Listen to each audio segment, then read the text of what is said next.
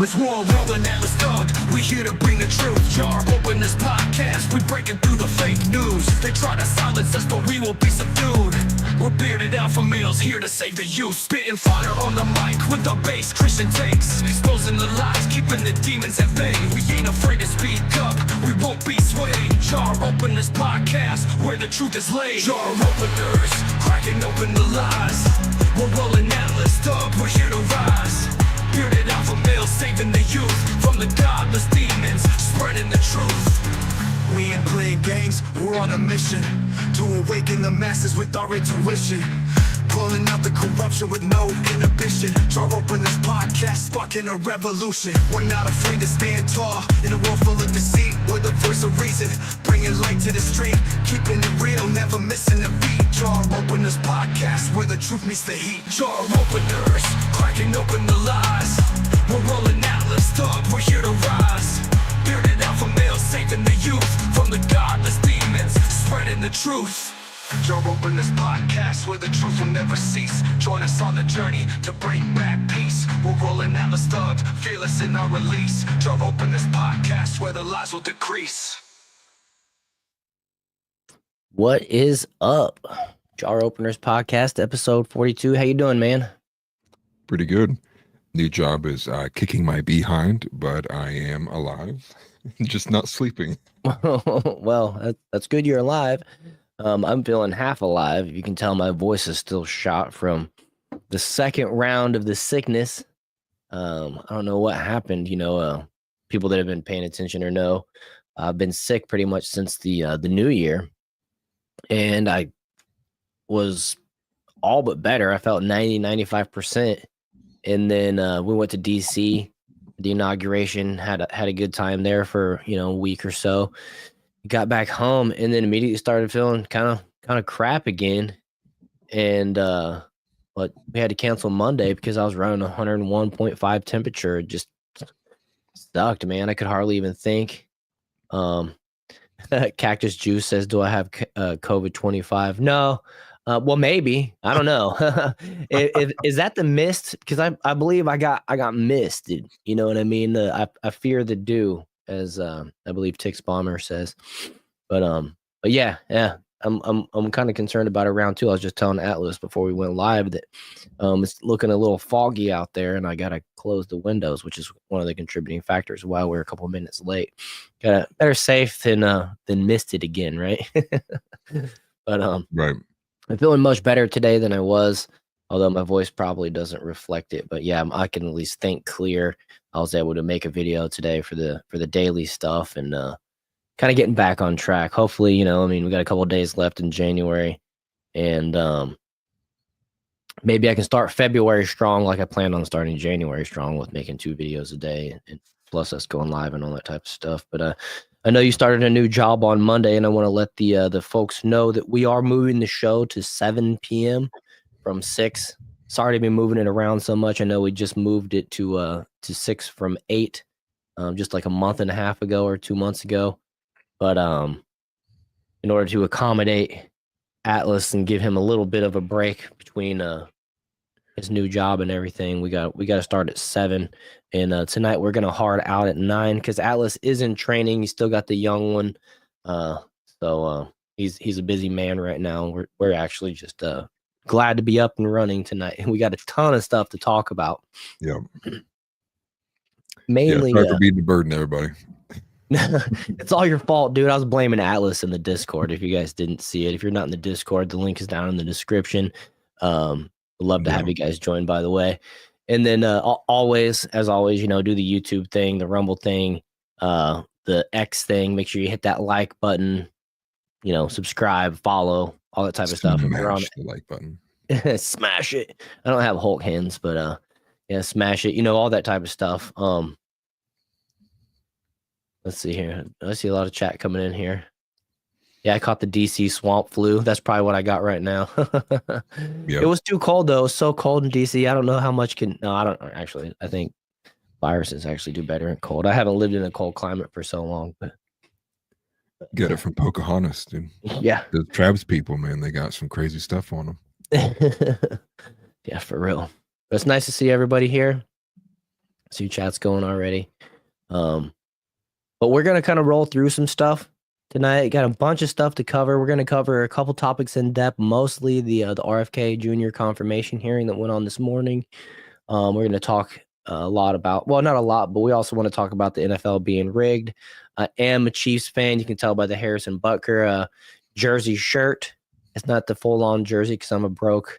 Because I'm broke. But I got the Harrison Butker jersey shirt going on behind me. I am a Chiefs fan, and so there's a lot going on. If you're into that, you know that the rest of the world is blaming the refs, and I got a little bit to say about that. And I'm sure Atlas is part of the rest of the world because he does not like the Chiefs. So looking forward to having that conversation. We got a couple things queued up, ready to share, and so you guys can learn what the real facts are and the rules of the NFL. No, but we'll see about that. But I see Chris is mentioning that in his Discord tonight they're going to start he's going to start the Harry Potter series in his movies section. So if you want to be a part of that, click the link in the Discord, join ours, and then from there Chris will have his Discord linked as well. Chris is another content creator in the space. We like to help each other out because that's what we have to do when we're on this side of the realm, right? Or the alternate media, and when you're working against the fake news and the Democrat apparatus, things don't come as easy. So we got to help each other out, and that's what we're doing. Yeah, definitely. And if the link's expired, just let one of us know. We'll post it in our chats, a brand new one.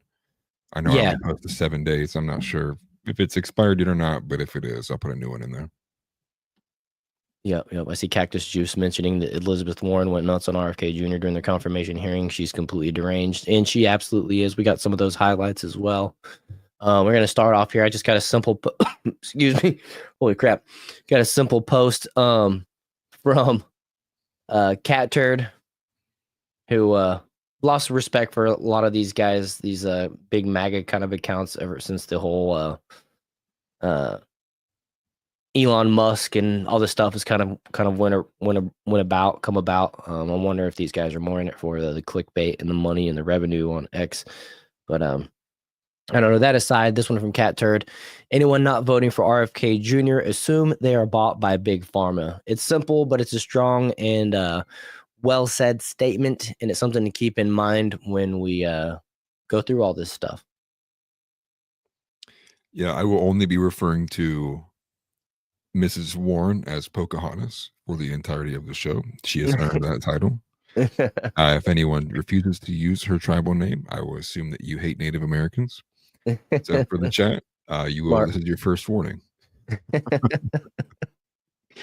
Smart. So we're gonna start off here. Actually, no, we just started off with that one, but I want to actually content-wise. This is Nicole Shanahan. This was RFK Jr.'s running mate, I believe. Yeah. Before he backed out from the election on the independent ticket. She is a billionaire, and basically what she has done is she has sent the message to Republican, I think it's just Republican, but it could be Democrat as well, congressmen and women, that if they don't get on board and approve RFK Jr.'s cabinet appointment, then she is going to go ahead and fund whoever votes against him. She's going to go ahead and fund their primary opponent. So these people are looking at Elon Musk potentially funding their primary opponents, and Nicole Shanahan, two billionaires with a lot of money. And as we all know, when it comes to winning elections, donor money, whoever spends the most on the campaign typically wins. It's just kind of the way it goes.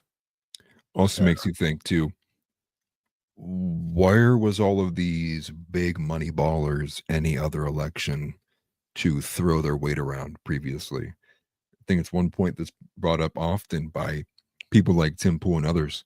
You have all these kind of active people in politics that are seemingly very rich, but also at the same time spend none of their money to actually throw their weight around. I think this is a good idea, and I hope more people follow suit with this. Yeah, Obviously, I think our everyone's come to the understanding that our politics is much less influenced by the actual voting and a lot more influenced by the money that goes into it. So I think having actions taken such as this being put on by a seemingly very easily appealable individual like Nicole Shanahan, partisan at that, obviously wasn't Democrat or Republican. She ran with RFK. It's a good thing. And I would like to see a lot more of it.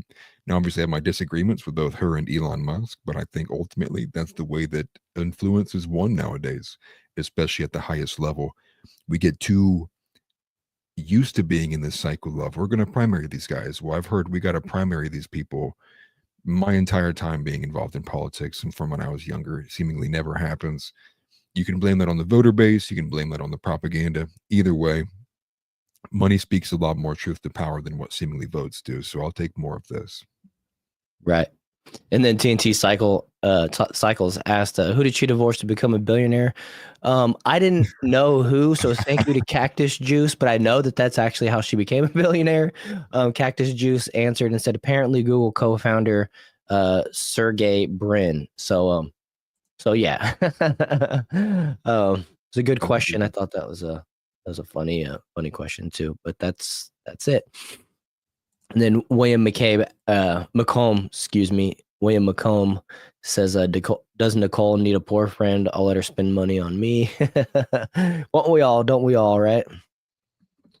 Let's see here. And then Free Julian Assange, I like your name, said RFK Jr. needs MAGA support now more than ever.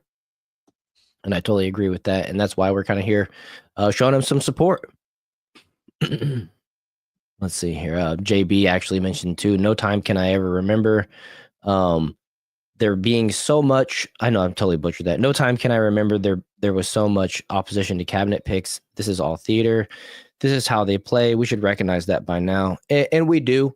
The Republicans have the majority. This should be a no-brainer that Trump's cabinet picks get appointed. But they still got to go through their charade. And it's every single time. It happened with Pam Bondi. It happened with Pete Hegseth. It happened today with RFK Jr. That the Democrats are going to go up here and just create a complete mockery of everything. And they're not convincing anybody with these arguments that they're making today. And I hesitate to say it's a waste of time, but it's just a way that we get to judge and make fun of these people, honestly. And then if anybody does vote against their own party, that's a recipe for being primaried. I did notice yesterday there was a vote, which I didn't include it in the outline, and it was to, I want to say, was it the, darn it, it was either to remove biological males from female sports, or was it the castration thing, which we do have chemical castration thing that Trump signed off on. Anyways, 2 Democrats actually defected and voted with the Republicans. So that was a rare sight. We don't see that very often, but good for them, I guess. Common sense won to those 2 Democrats. I'm assuming one was probably Fetterman, who is, I heard, entertaining leaving the Democratic Party, but we'll have to see about that one goes. Yeah, Mr. Frankenstein himself. Right. I still love the campaign slogan that was Biden and Fetterman 24. It's a no-brainer. Yeah. Was that Luke Rudkowski? I think so, actually. Yeah. He's pretty baller. Well, one cool thing too is they all applied for press passes. I believe they opened it up to the public. I saw Luke Rudkowski applied for one. Yeah. I believe I Alex saw Jones applied for one. Benny Johnson, James O'Keefe, even Anomaly, I think he asked on X at least if you should apply for one. But yeah, it's cool seeing that some independent media might actually be able to get those press passes. Yeah, I hope they do. Get Fox News out, get MSNBC out. Just give it to all these YouTubers. I'd rather it just be all YouTubers. I'd rather Destiny have a press pass than it be like CNN. Right. At this point. Give me Destiny's weird leftist take on this. I want to see his question.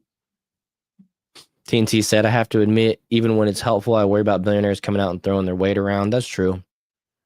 And anytime a billionaire supports Trump, it's going to be, it's the Democratic self profit self-prophesizing that he's making life better for the billionaire. See, we told you Project 2025. I already saw a checklist going around of Project 2025 with little green check marks like Trump's already done this, Trump's already done that. And it's just like, I don't actually know if he's done those things, but they're gonna circulate it because that's how the fake news Democrat cult does. And it just is what it is. But I don't disagree personally with a lot of the stuff that's on there. So suck it, we won. Right. What did you expect? Right. So let's go ahead and play this. I'm gonna go ahead and play this video here from Nicole Shanahan. See if I can go full screen with it. Maybe we're gonna get yelled at. We don't play this. Yeah. Sorry.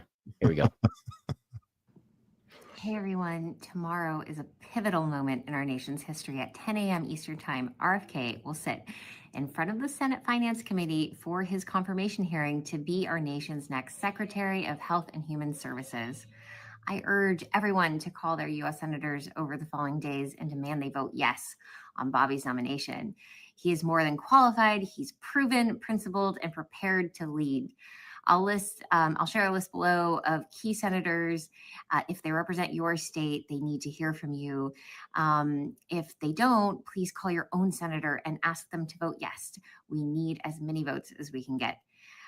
So this hasn't been widely reported, but in 2020, I cut large checks to Chuck Schumer to help Democrats flip 2 Senate seats in Georgia from red to blue. The 2 candidates I helped elect, Senator Raphael Warnock and Senator John Ossoff, please know I will be watching your votes very closely. I will make it my personal mission that you lose your seats in the Senate if you vote against the future health of America's children. And more than that, I also want to say to Senators Mitch McConnell, Lindsey Graham, Lisa Murkowski, Susan Collins, Bill Cassidy, Tom Tillis, James Lankford, Cory Booker, John Fetterman, Bernie Sanders, and Catherine Cortez Masto, this is a bipartisan message, and it comes directly from me. While Bobby may be willing to play nice, I won't. If you vote against him, I will personally fund challengers to primary you in your next election, and I will enlist hundreds of thousands to join me. Big Pharma and Big Ag have exploited us for far too long. It ends now. You're either on the side of transparency and accountability, or you are standing in the way. The choice is yours. Please choose wisely. Wow. So she's actually threatening the Democrats too. Good. I preempted that with saying that it was just a threat towards the Republican congressmen and women. But yeah, she listed some Democrats in there too. She might have only listed Democrats, but I see Cactus Jew said, wait, so she donated a lot of money to help elect Democrats? Yeah, she's a Democrat.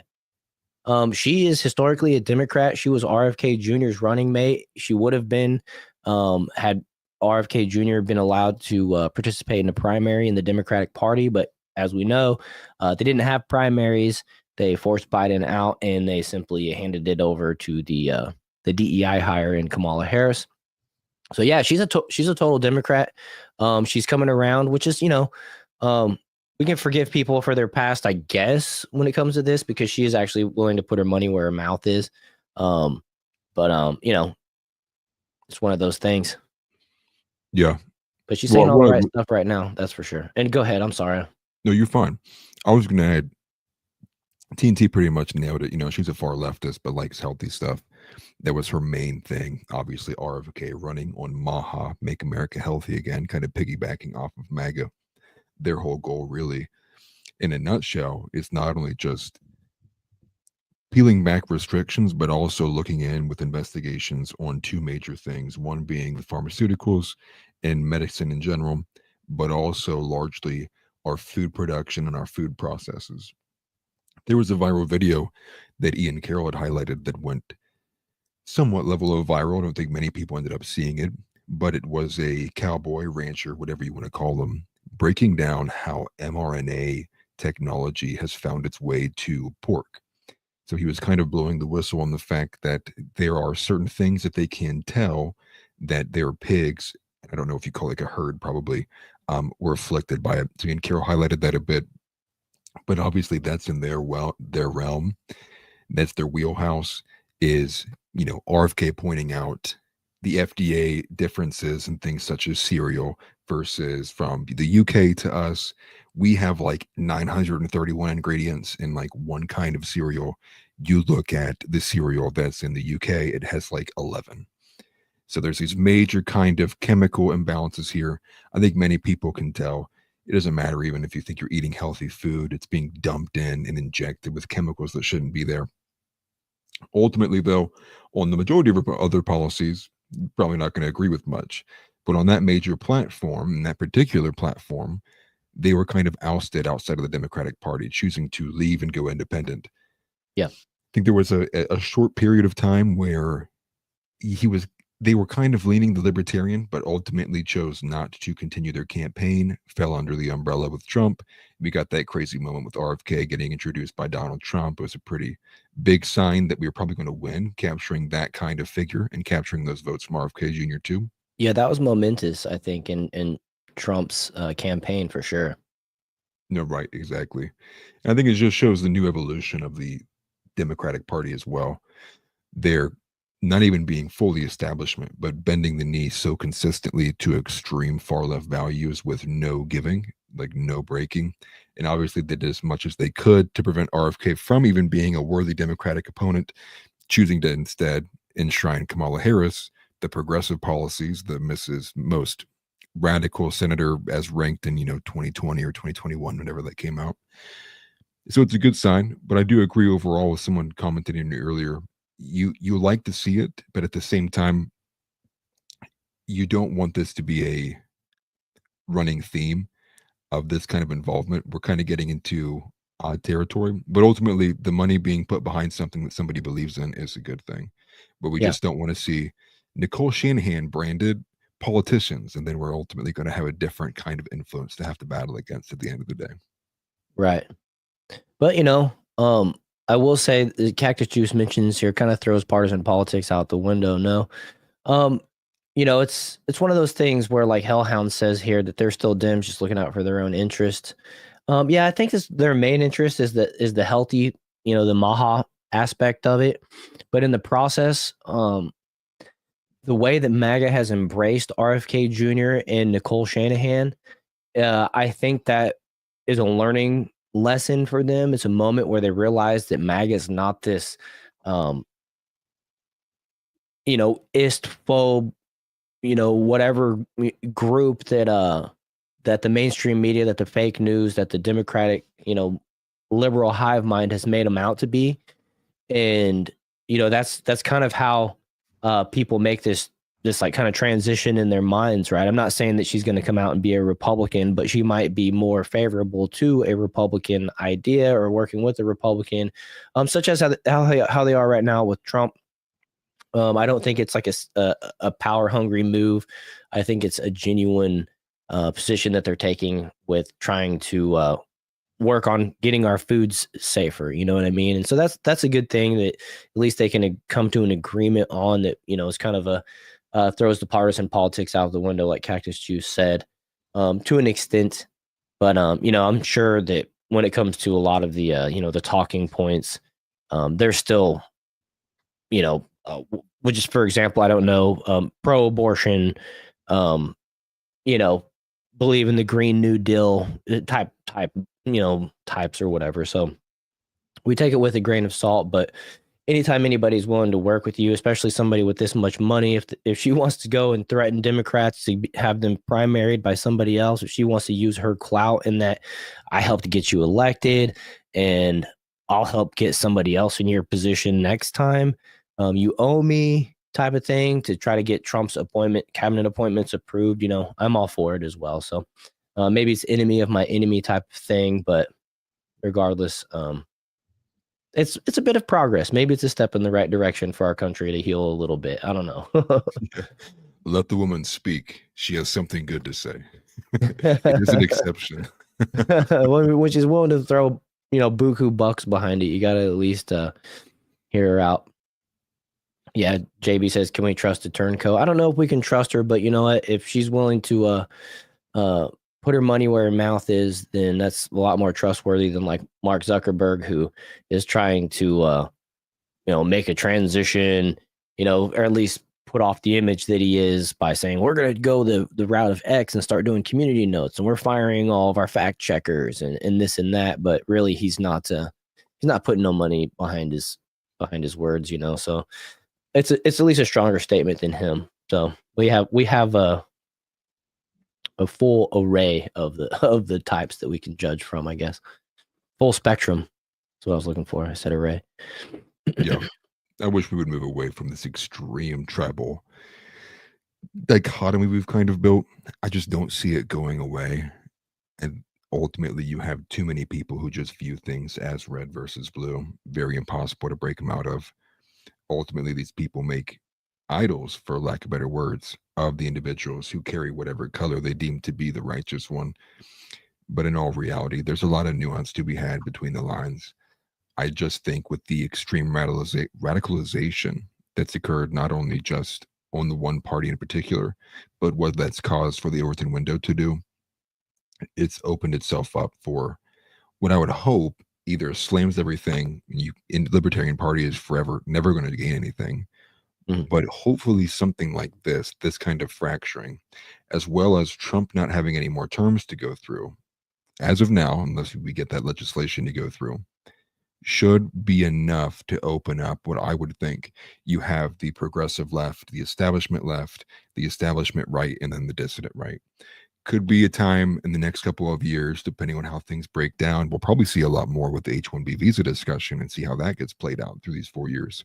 But ultimately, I think we're in a moment where it's very prime. You could see a third party rise, especially if they took the route that RFK and Nicole Shanahan did, which was, instead of worry about the party branding in the initial, worry about the names and the message, and then ultimately at the end, closer to the end of the campaign, decide to give your allegiance to somebody or be on your own independent.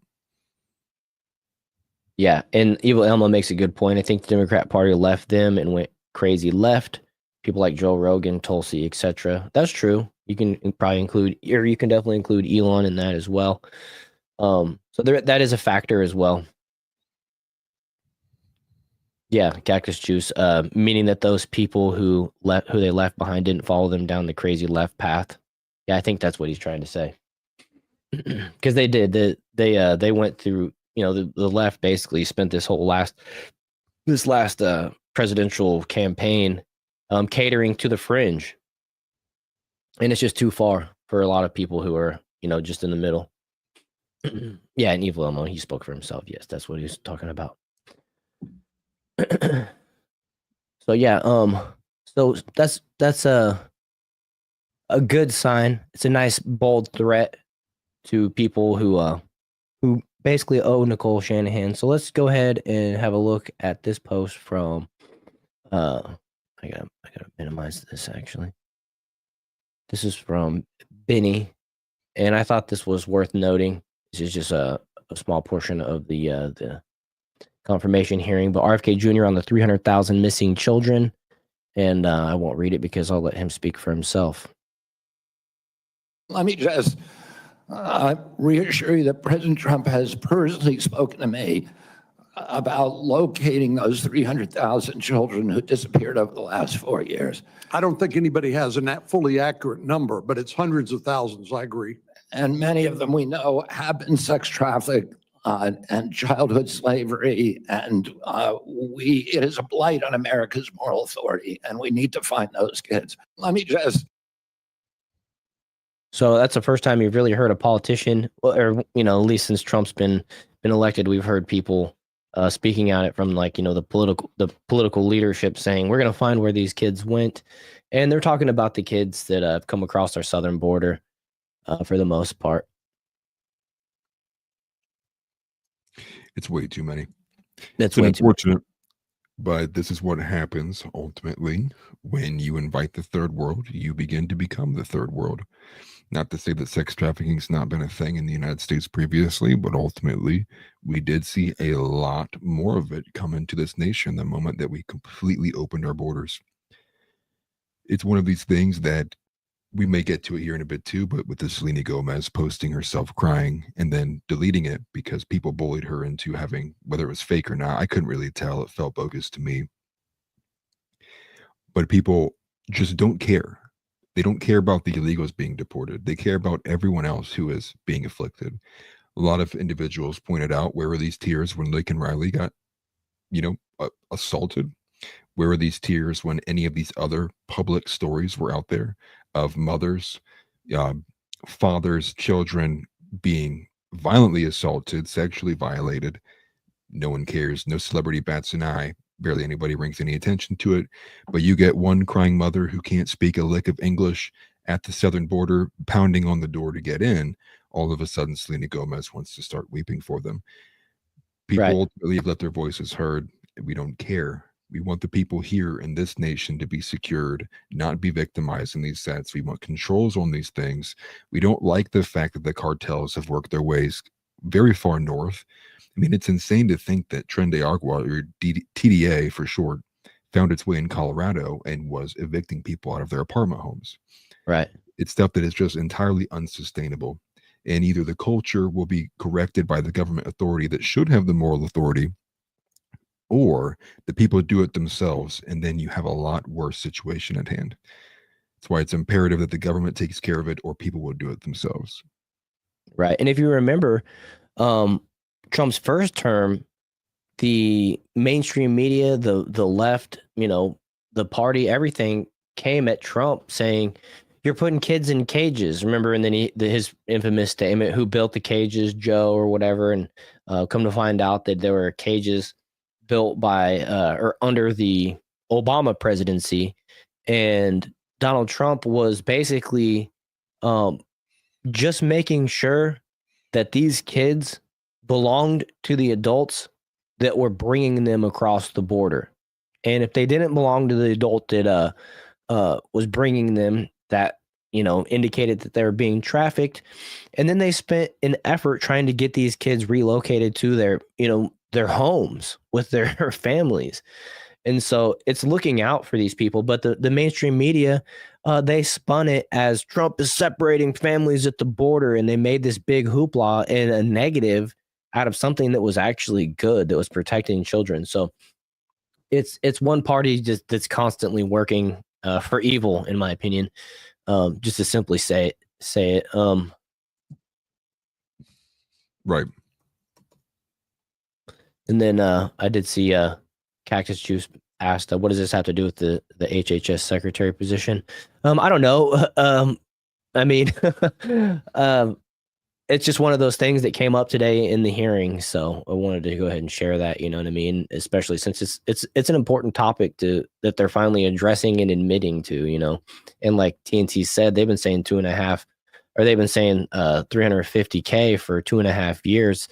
It's got to be more than $500K now, especially with the rate that the illegals were coming across the border under Joe Biden for the last 2 years, which I did see a graph. I didn't include it, but it is like all but stopped. I mean, there was a dramatic drop off. If that was your stock portfolio, we'd be crapping your pants right now. As far as the illegals coming across the border since Trump has been since Trump has taken over and been inaugurated. Well, I'm inclined to go along with Tex Bomber here. It's probably in the millions. Same way I don't believe the 10 million estimate of the illegal immigrants. Right. I've seen a lot of other evidence, circumstantial, but a lot of other evidence that would put that figure closer to the 30, 40, if not 50 million number of total illegal immigrants. I think if you get that narrative to start building, that millions of kids have gone missing in the United States, then that kind of moral loss, because I think at 300,000, it's still a low enough figure that it doesn't kind of trigger that sentiment in people's heads. Mm-hmm. You go to millions of kids, or over a million kids missing in this country, then people begin to start paying attention. They go, why are millions of children missing?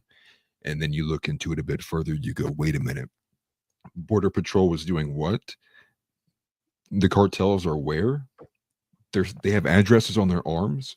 I mean, it's still insane to me that we had Dr. Phil, of all people, come out and have to do a documentary about the fact that children were coming over the border. They would be picked up by Border Patrol agents.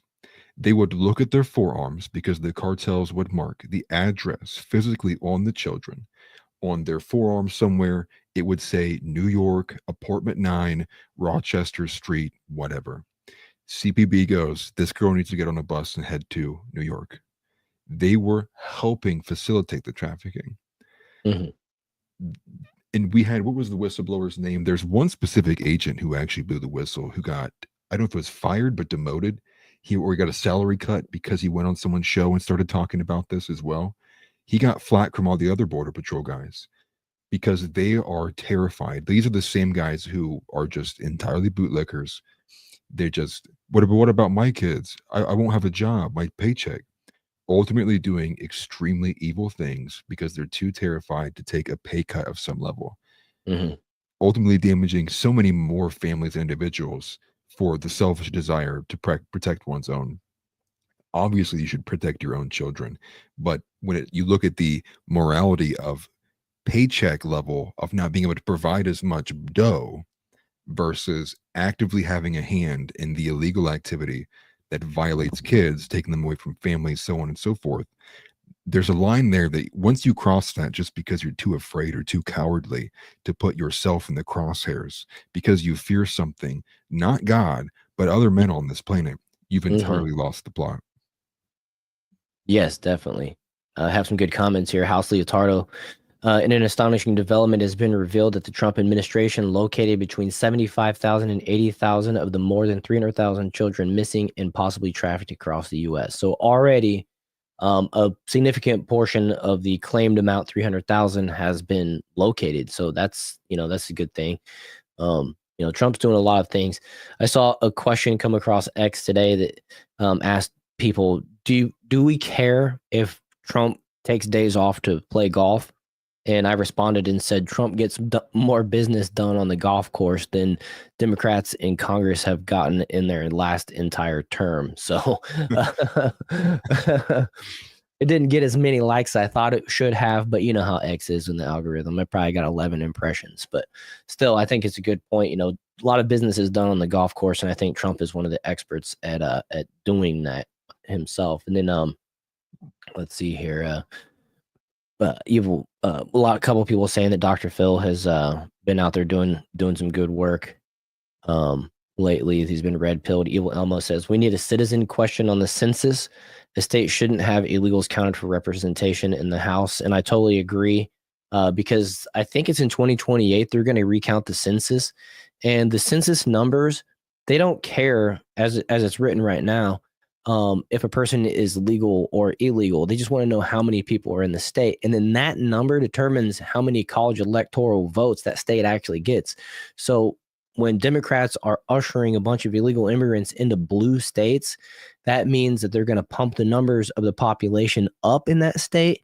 It's going to stay blue, and they're going to have more college electoral representation. So it's not a good recipe for Republicans winning in the future. I think it's 2028 is the next count. So it's time is running out on that, and I totally agree. We need a citizen question on that. See, some of you guys are agreeing in chat. Cactus Juice says, if what Atlas says is true, then we have many more insider threats than I originally thought. Well, I think we do. I think we have a lot of insider threats. And the thing about the numbers of people coming across the southern border, the cartel has tunnels that go across our border, countless amounts of tunnels, and they cross at places that aren't like checkpoints. You know what I mean? So the numbers are way more than what they claim that they are. We'll never know to the extent, but they're much, much higher in my opinion. And that applies to the illegals coming across and the amount of children being trafficked. And I would say that a higher amount of the children are being trafficked in the non-checkpoint places. It's a lower risk of getting caught and whatever, Well, I was just going to say they actually started doing weird things where they changed the definitions of what constituted a crossing, as well as the engagements from the Border Patrol with illegals. That way they could get like some of their numbers down and like drop it. So there's a certain portion, and I believe it's changed ever since then, where they just weren't even giving out data. So there's a good portion, months long portion of data that's just entirely, we just don't know. because they changed the rules of what they had to do in terms of reporting who's coming over for what reasons and why, because they had to find a way to continue to lie to the American people. You even have people who view this as being way more than 40 million. I have a hard time thinking it's anything less than 30. And I'm somebody who lives in a metro area in a city, and I would wager there's got to be 5 million here alone. I would ultimately say if I was to walk into any establishment that was fast food service, something along those lines, I'd walk in and at minimum, we're looking at 50 to 60 to 70% of that building will be filled with employees who are not of American descent, who speak broken English, and you can tell they haven't been in this country very long, at least in a couple years or so, aren't assimilated by any means. Right. So I think when most people across the country see these things, and we even saw that video from Walmart that was empty when ICE started doing its raids in California. People were posting as if it was a terrible thing. Other people were posting this victory. I think you look at that and you go, that's insane to think that a very public Walmart in a busy area goes from bustling to a ghost town is a major indicator that not only did the original population get uprooted and decide to stop coming to that Walmart, because I know I've done the same. There's Walmarts around here I will choose not to go to because I know what kind of people go there now. And you just announce on day one instantly there's nobody there. I think it's a lot bigger problem than what we're going to even be prepared to do.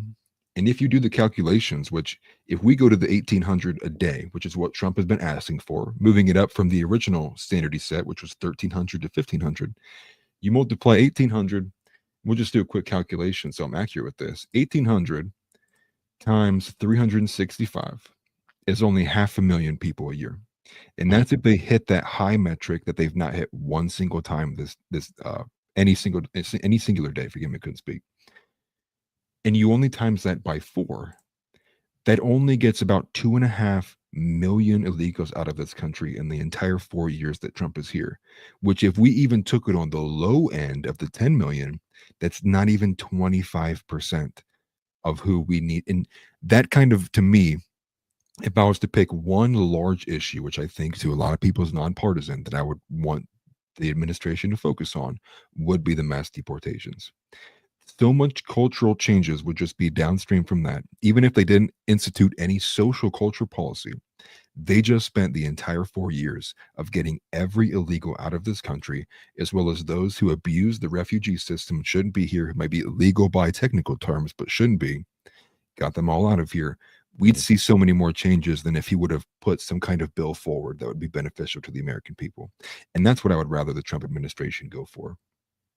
Yeah. I mean, one thing's for sure is they've stopped the bleeding. They've all but stopped the bleeding, right? It's been, the number coming across is reduced. So there's that. But then now there's the counter, like you were saying, the numbers there. But I have a nice quick solution. Those 87,000 IRS agents, make them border patrol that they just hired in the last couple of years. There's 87,000 people that could be working on deportations, driving buses, rounding people up, whatever it takes, honestly. I don't care. You catch, I've seen a lot of stuff on Facebook. I got this one person that for some reason is always at the top of my feed anytime I go on Facebook. It's a Democrat crying for the children that are being separated from their families in deportation. It's like, no, send them all home. Send them all back to where they came from. Send them all home. That's fine. And it's like Tom Homan said, whenever he busts somebody on a DUI or whatever, they throw that person in jail, separating the children from the parents, but you don't even have to do that this time. Just send them all home. It's not like they're going to jail. They're just going back home. And like Donnie said, F the IRS, and they could do well with 87,000 fewer agents. And as a matter of fact, I've heard Donald Trump flirting with replacing the IRS completely with tariffs, which, federal income tax was unconstitutional up until like the 1920s when they changed the laws. So get back to the old ways of doing things. And, there's a lot more. If they do that, then there's a lot more agents in the IRS that would be looking for jobs, and you can put them right on the, the border patrol or whatever it is. and start sending them home. You know, we're all Yeah. for it, Well, even and if we it demand wasn't it. the IRS. It's Oh, a go part ahead. of the. I was just gonna say we're for it. We demand it, and it's a part of the mandate that people set whenever they elected Donald Trump this time. We expect mass deportations, and I understand the numbers right now are slow, and I'm gonna kind of uh, defend Trump a little bit here. In that it's just getting started. He's got a lot of stuff to do, and he's done a lot of stuff already. In this first week or whatever it's been, a lot more than what the previous administration was getting done. So we do have to give him credit, and he's not just focused on one thing. But one thing's for sure: once his cabinet picks are approved, more work will be able to be done. Pete Hegseth is already starting to make some changes. I saw that actually included it briefly, and we'll just go ahead and touch on it real quick since I put it in the outline. Who was it? Excuse me for a second. Yeah, Pam Bondi. She got the approval in the Senate Judiciary this morning, so that let's see. I'll just put it on the screen. Senate Judiciary Committee has favorably reported Pam Bondi's nomination for Attorney General. Next stop is the Senate floor, so that's a step in the right direction. And then what else do I have here? That it was a 12-10 party line decision, and all the Democrats opposing and all the Republicans supported her. So yeah, it's moving on to the Senate floor. So we went ahead and touched on that now. But so I mean, Trump's getting some stuff done, one thing at a time, and he's moving in the right direction, and he is delivering on his campaign promises. The hardest thing that he's going to have to achieve is these mass deportations, and the numbers are so astronomical. And thanks to Biden, right? Let's not forget whose fault it is that these people are here. 100% Joe Biden's fault, Kamala Harris's fault, everybody in the Democrat House, all these people that are supposed to represent us from every single state, it's all their faults. They resisted shutting down our border, and it's a damn shame. They've all let us down, and they all deserve to be replaced, frankly. But Trump will figure out. I believe that Trump will figure out a way of pumping those numbers up to getting them to more of a. I mean, 30 million people is a lot of people to deport, and I think he'll get a big chunk of those people out of here. And part of that might just be make it really, severe criminal punishment for individuals that get caught. People will self-deport if it's not worth living here. They have no benefits coming from the government. Shut off federal funding to sanctuary cities. Make it really hard for states to work against Donald Trump and his policies of, the American mandate that is, we can't afford to facilitate these people. Well, a couple of things I would add. I don't want to go too far if we watch this video with Pocahontas screaming. Right. We got to watch this and move through a bunch of topics. We only got about an hour plus left. So go ahead. The one thing I would say, multiple things actually, but I'll make it quick. Imagine if different county sheriffs deputized all of their citizens to be able to report individuals or do citizens arrests for people that they thought were illegal immigrants or could in some way circumstantially prove and provide evidence that this person didn't belong here. Second thing is the racial profiling stuff. However you feel about it would be one very extremely easy way to sift and comb a lot of people. That's ultimately one of the things that will be holding people back is the emotional appeal from the left, which is they're already doing, which is ICE is racially profiling these people. I can't even be a Mexicano. I've been here for 40 years, man. And it's like, I don't care. I literally don't care. But if you even open some kind of volunteer program that paid people like $10 an hour to go help ICE and deport people, I couldn't imagine that there would probably be not a higher signed up job and position in all of America.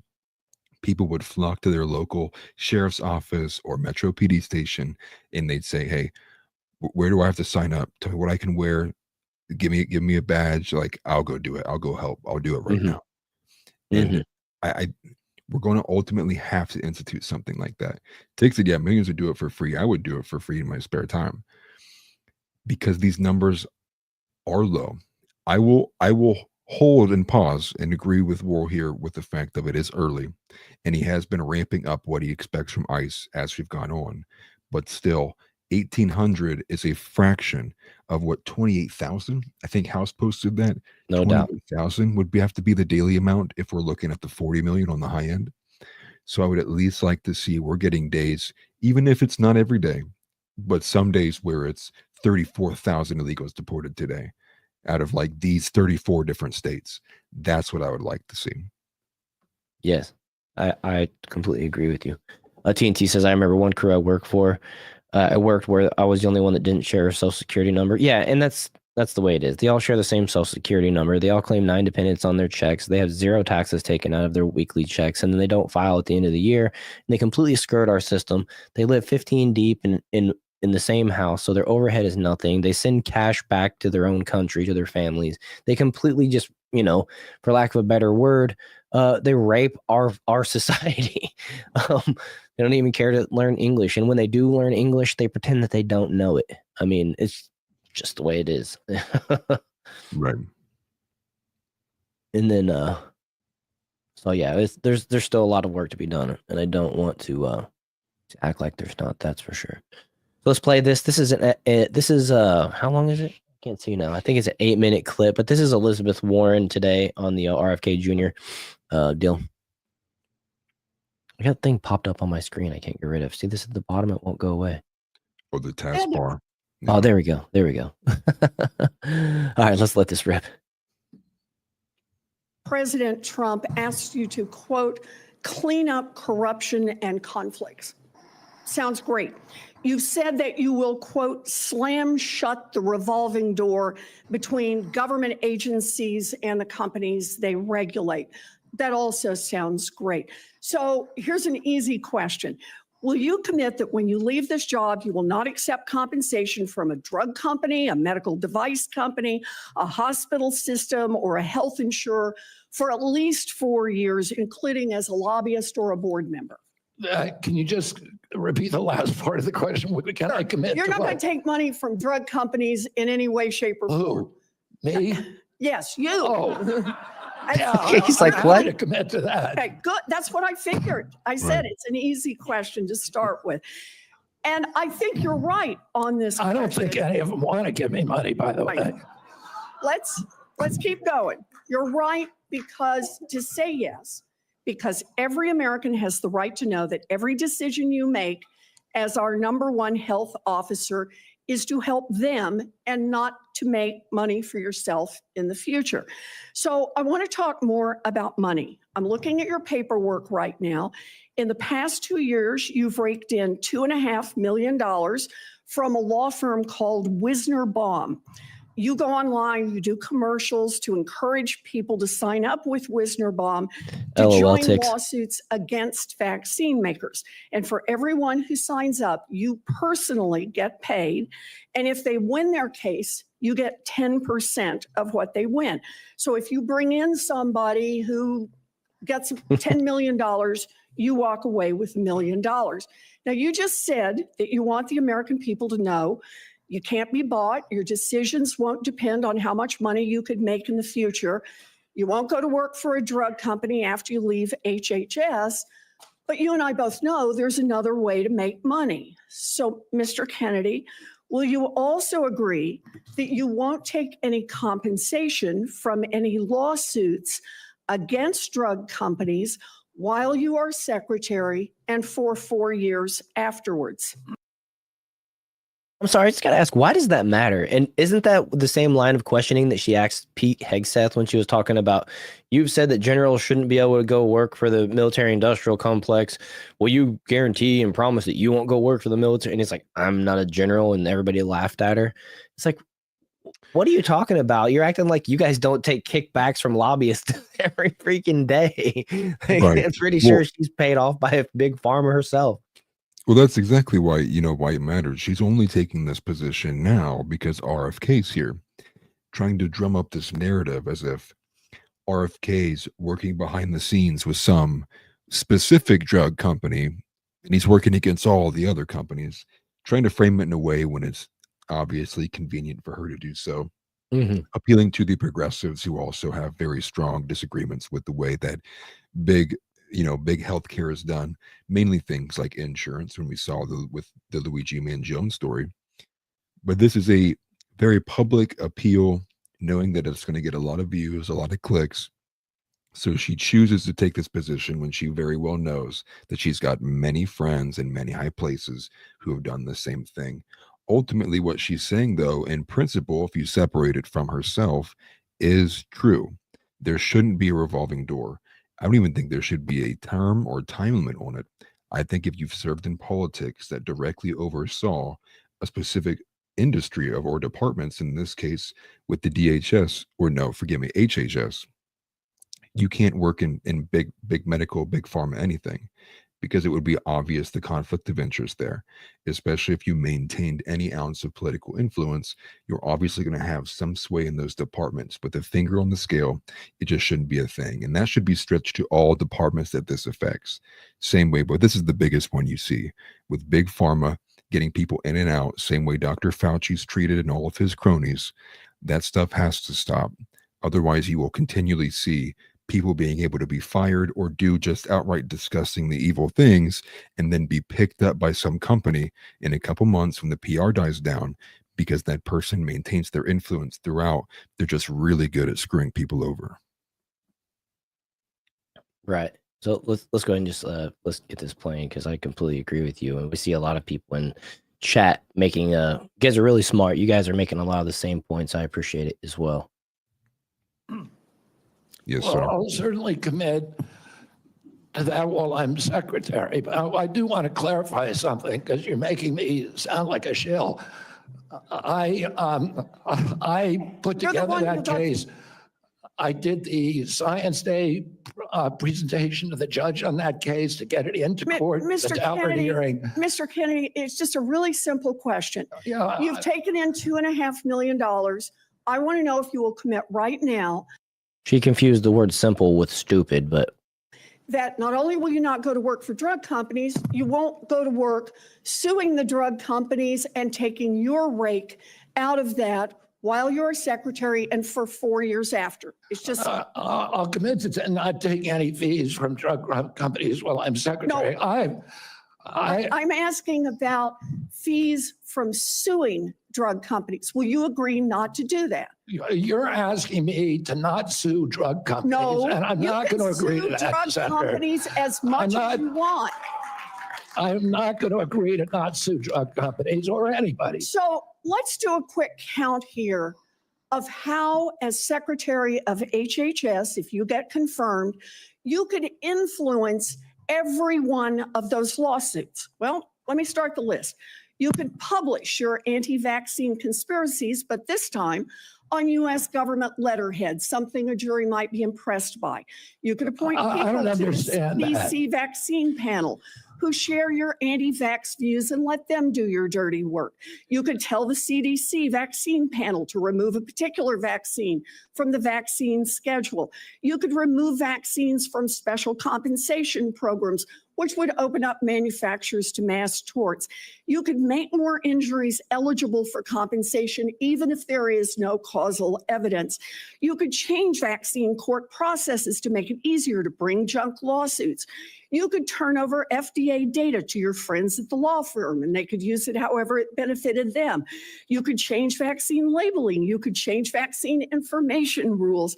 You could change which claims are compensated in the vaccine injury compensation program. There's a lot of ways that you can influence those future lawsuits and pending lawsuits while you are Secretary of HHS. And I'm asking you to commit right now that you will not take a financial stake in every one of those lawsuits, so that what you do as secretary will also benefit you financially down the line. I'll comply with all the ethical guidelines. That's not the question. You and I, you have said You're asking me, repeatedly, Senator, you're asking me not I to am sue restoring- vaccine No, pharmaceutical I am companies. not. My Yeah, you question is are. stop That's exactly what enriching you're doing. health. Look, No one should be fooled here. I As thought that Secretary from- of HHS, Robert Kennedy will have the power to undercut vaccines and vaccine manufacturing across our country. And for all of his talk about follow the science and his promise that he won't interfere with those of us who want to vaccinate his kids, the bottom line is the same. Kennedy can kill off access to vaccines and make millions of dollars while he does it. Kids might die, but Robert Kennedy can keep cashing in. Senator, I She's support mad. vaccines. I support the childhood schedule. I will do that. The only thing I want is good science, and that's it. How about then say you won't make money off what you do as Secretary of HHS? Before we go to Senator Tillis, I think would be important for me to make it very clear that Mr. Kennedy has gone through the same Office of Government Ethics process as every single other nominee in the Finance Committee this Thank you year for the and in super chat, previous Andrea. administrations. In addition to listing his assets, including the items that you've identified, he has signed an ethics letter that has been reviewed by the Office of Government Ethics concerning any possible conflict in light of its functions and the nominee's proposed duties. And we have a letter from the Office of Government Ethics that he hasn't complied completely with all applicable laws and regulations governing conflicts of interest. Mr. Chairman, point of information here. Have we had a single nominee come through who's made $2.5 million off suing one of the entities that it would be regulating and plans to keep getting a take of every lawsuit in the future? Have we had that before? I haven't reviewed the past documentation of every other nominee's financial interests. And so, no, but I know that every single time we get a nominee, their financial interests are attacked. That's why we have the Office of Government Ethics. That's why they've reviewed everything that's in his record. And that's why he has even, I think, and I don't know that I want to ask him to get into it, but he has listed his assets and has gone through a discussion of the responsibilities under our ethics laws and is complied with all of those requirements. Senator Tillis. TNT. Crapo, what an unfortunate name. Yeah. It is pretty funny. But at the end of the day, where is this outrage for every other individual who has financially been incentivized to do the exact things in which she's saying? Right. She only starts shrieking when big vax is going to be under the boot, if you will. That's the direction we're heading. Ultimately, one thing I did catch in there was she said the phrasing verbatim. He is going to be able to impact the vaccines that we use on your children. That kind of framing there, that kind of entitlement in which the government knows better than you, that the government should be able to impose upon you, the person, in which what your kids ingest or not, I think is where you draw a major ethical line. Now, I did see some chats in there as well about people saying maybe afterwards or whatnot to do this kind of conflict of interest. The reality of why it can't be before or after is also because if you're in there and you ultimately are lobbied to make some kind of legal change, a bill, whatever that may be, legislation in general, that opens the doors or would lend itself to a particular company in a group that may get limited access or something that points interest or opens up an opportunity for a smaller group of companies, then you end up at that company. We've seen it time and time again. That's why if you remove the incentive for afterwards as well as beforehand, then they don't have as much reason to care what the lobbyists are doing, because ultimately they can no longer promise you that high-paying position on their board of whatever if you go ahead and sign that bill, sign that one bill. I just think it's just the moral outrage here should also be on the fact that the way that we have perceived and beaten and abused the definition of science as if science is always Right. in the state of consensus and that it's not ever changing. There's not ever always constant arguments. Some people just disagree. You can even get agreement on toothpaste, right? The slogan isn't 10 out of 10 dentists, agree for this toothpaste. It's 7 out of 10, 8 out of 10. Because in all of these fields, there is disagreement on what the best thing is for you. That decision should be up to the individual, not given down from some high reigning authority, waving of a wand from the government. The people need to be able to make their own choices, especially on things you put in your body.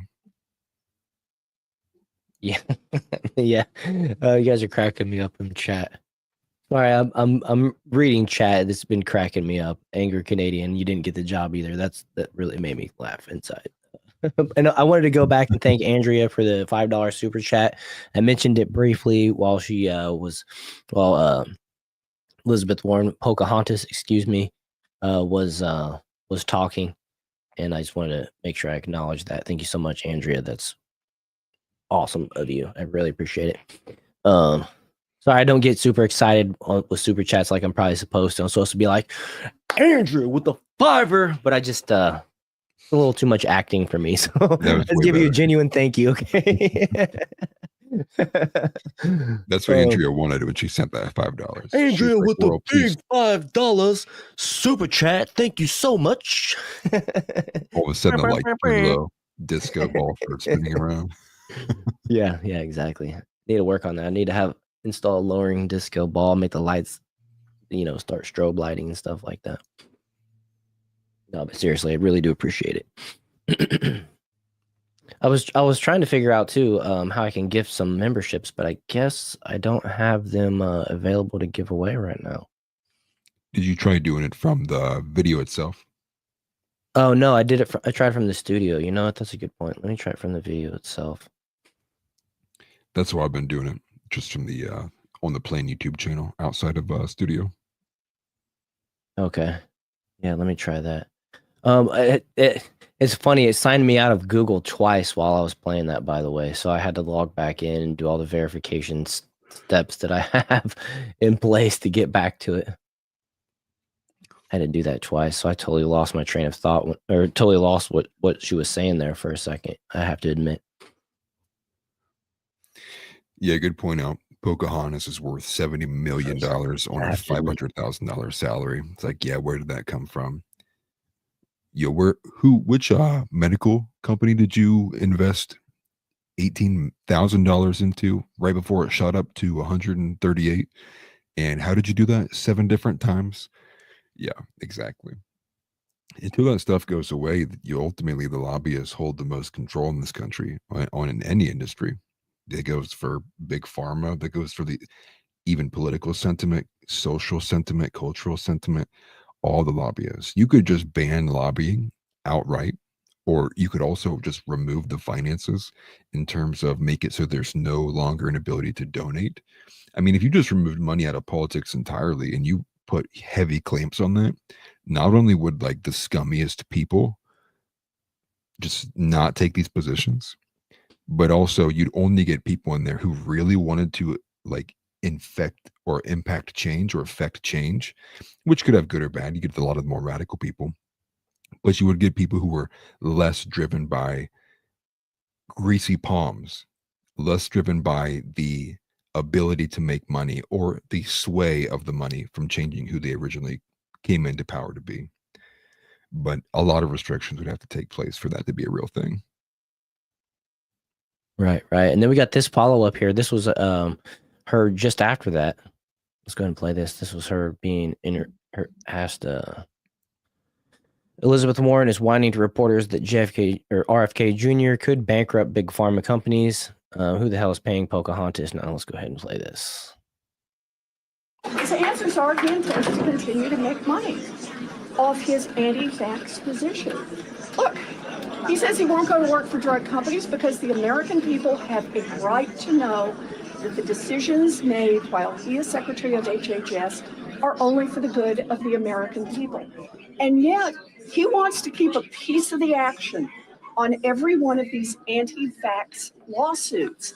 And what that means potentially is as Secretary of HHS. He can make those lawsuits a whole lot more profitable. In fact, he may have the opportunity to bankrupt the vaccine manufacturers, and then nobody gets vaccine. Are you worried that he's in the position to serve his own interests? That is the problem. He has said he will protect his right to make money off the position of Secretary of HHS. That means that every decision he makes could be for the American people or could be just to benefit RFK Jr. Do you think any of the points you're making are resonating with your Republican colleagues? They love standing on their soapbox.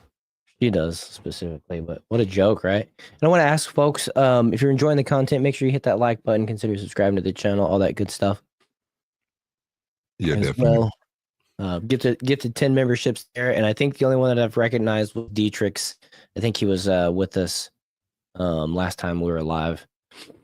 But yeah, that's what Andrea said too. Seen Dietrich's, but not the others. That's pretty much what I've seen. I gave out the second 5 hoping Angry Canadian would get one after he said, "I'm glad I didn't get one. This is my first time seeing this channel. That would have sucked." You're a funny dude. I hope you come back, man. I appreciate your content or your comments. And I want to encourage y'all to join the Discord. We have a Discord. The link is in the description. You know what? I'm gonna actually I need to update that and make sure that it is the proper one. Let me do that real quick too.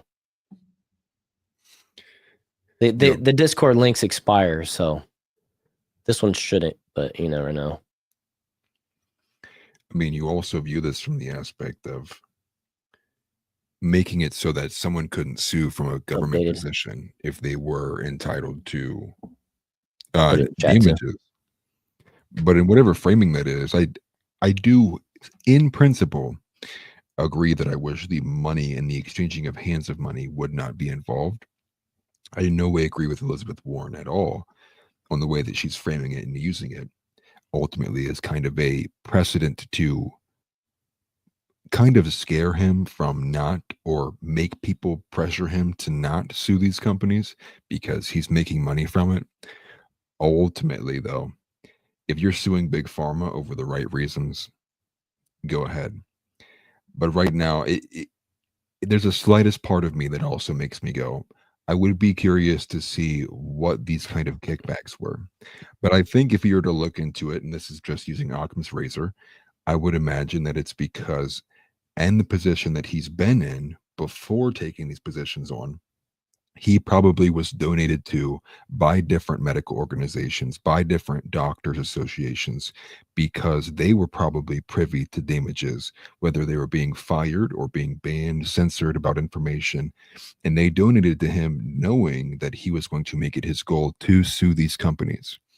So with that being said, and if you're going to be the one who spearheads that, ultimately it makes sense that people would pay a crowdfund the guy who would be going after these individuals to sue them, for them to get the consequences of such that they would want to see.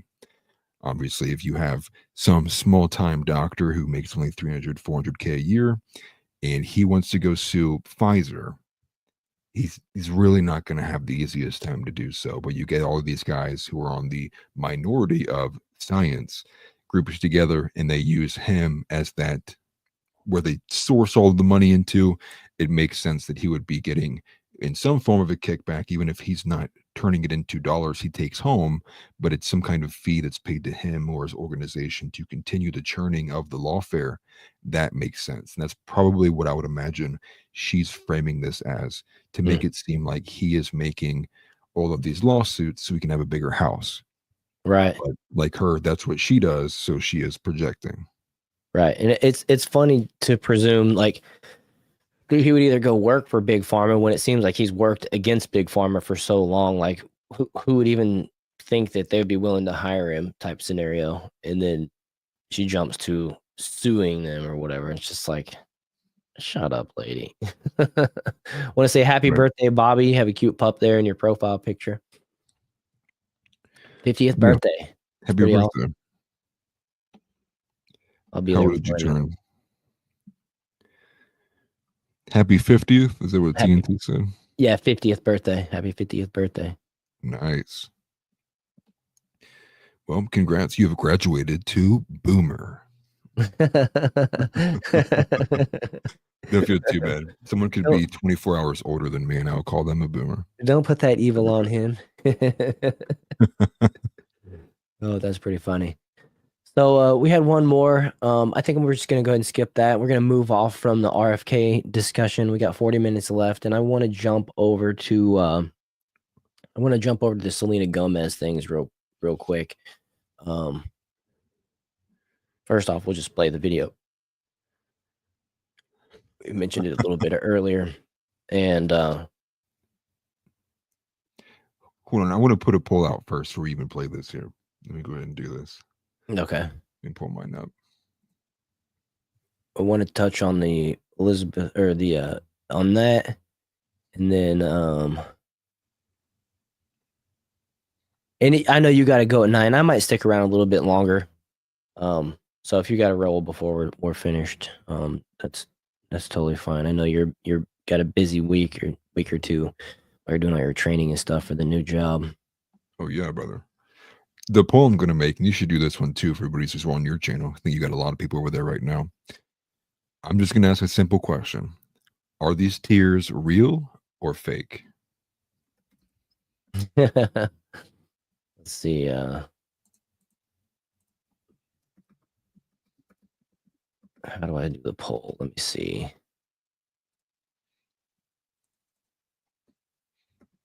There it is.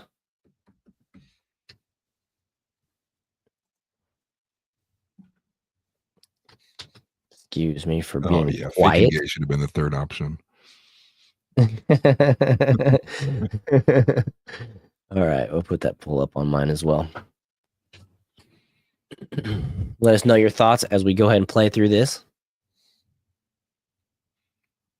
Evil Elmo has to take off. Evil Elmo has to take off. Glad you've been here, man. Thanks for adding to the conversation. We'll see you in the Discord, or at least in Chris's Discord. I'm not sure if you're in ours. You should join ours too. Like we said, link in the description. Yeah, brother. Come back as righteous, Elmo. All right, let's go ahead and play this. I just want to say that I'm so sorry. All my people are getting attacked. The children. I don't understand. I'm so sorry. I wish I could do something, but I can't. I don't know what to do. I'll try everything, I promise.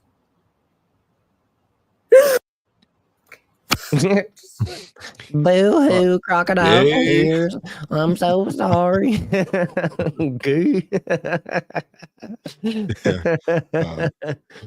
How about you get out? Let's see here. This one, I think there's music in the background. I can't remember. Okay, there is. Dang it. I put this on. And, Was that the Lips of TikTok one? Yeah, I forgot. I meant to put that through the filter that would take the music off. So we're gonna skip over that little part. Dang it. I hate when people put music over their background of their meaningful, like, personal stories. You know, it's like the TikTok video or whatever, and they got to have something. And then you're just like, okay, well, I can't play it without doing something to remove the music because I'll get copyright infringed. I'll get 3 different emails. Right. Exactly. Video revenue for this video has been yada yada yada. Right. Okay, YouTube, calm down. So it's like, all right, fine. I guess you won't share. I wanted to share this because I think it was awesome. I posted on X yesterday that Valentina Gomez, aka Valentina for USA, is greater than Selena Gomez, and Valentina Gomez actually liked it herself. So I thought that was pretty dope. She didn't follow me though. What are you doing? You're supposed to follow people when they make good posts about you. If you guys don't know who Valentina Gomez is, you should look her up. I can't play most of her videos here on YouTube because YouTube, but she's a fun follow there on X. But I had to brag there. I thought that was cool. But I think the best response to this crying video is actually from Candace Owens. Now, like her or not, I don't care. But we stand so much. It's so weird.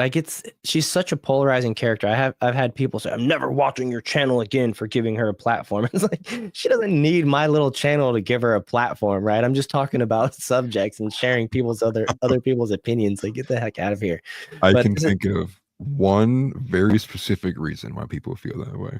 right. But still, it's like she doesn't need me to platform her. Trust me. You're not doing your part. I go, okay. Right, but this is Candace's response, and this was the best response I think I'd seen so far. Picturing her setting up for that makes me laugh, It's right? not So you stereo. have a feeling coming on. Imagine you in your life, like something happens, I don't know, you start crying hysterically, like nobody grabs their cell phone. Think about the steps there, right? I'm sad.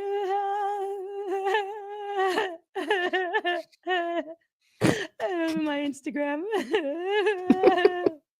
My life. I'm so sorry. My life, is it going? Okay, it's live. That's it. I'm so sorry. I don't know why this happened. It's weird.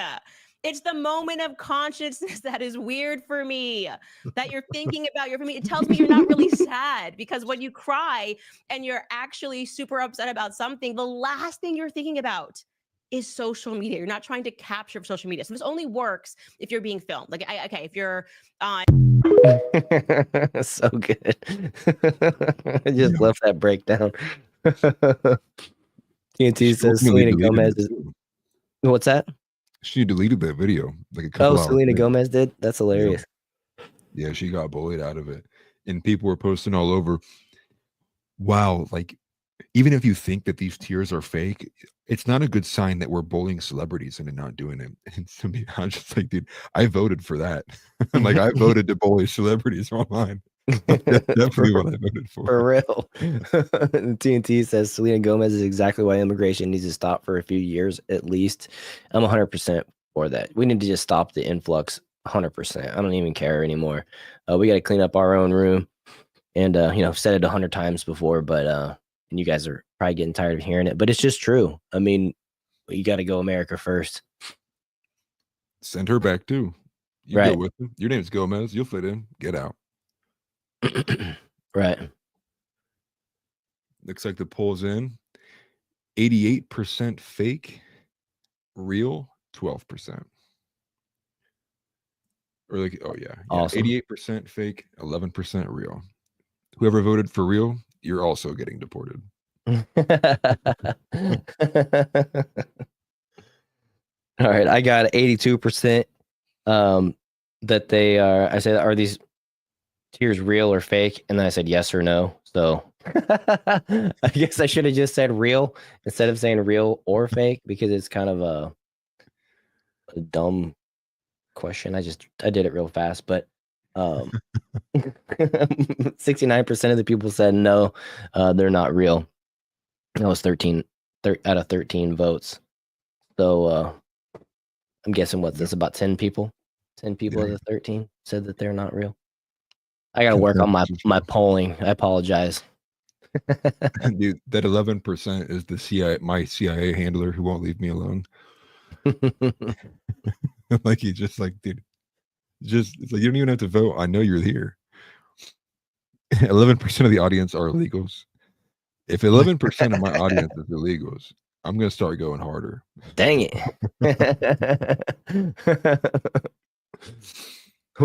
Donnie said whoever voted real belongs in World's chat. And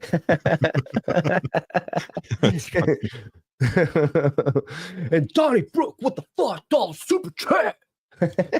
Hey, speaking of, you got a lot of people watching you right now. If you're not voting or not subscribed, you definitely are an illegal. Yeah, definitely. I second that. If you're watching this channel and not subscribed, you're not even one of us. TNT said we got one fed in chat. Oh man. Then we got to figure out who it is. Just me said, yeah, I was gonna say your poll doesn't make sense. I wrote it so that I could manipulate the numbers however I wanted to. It was up to my interpretation in the end.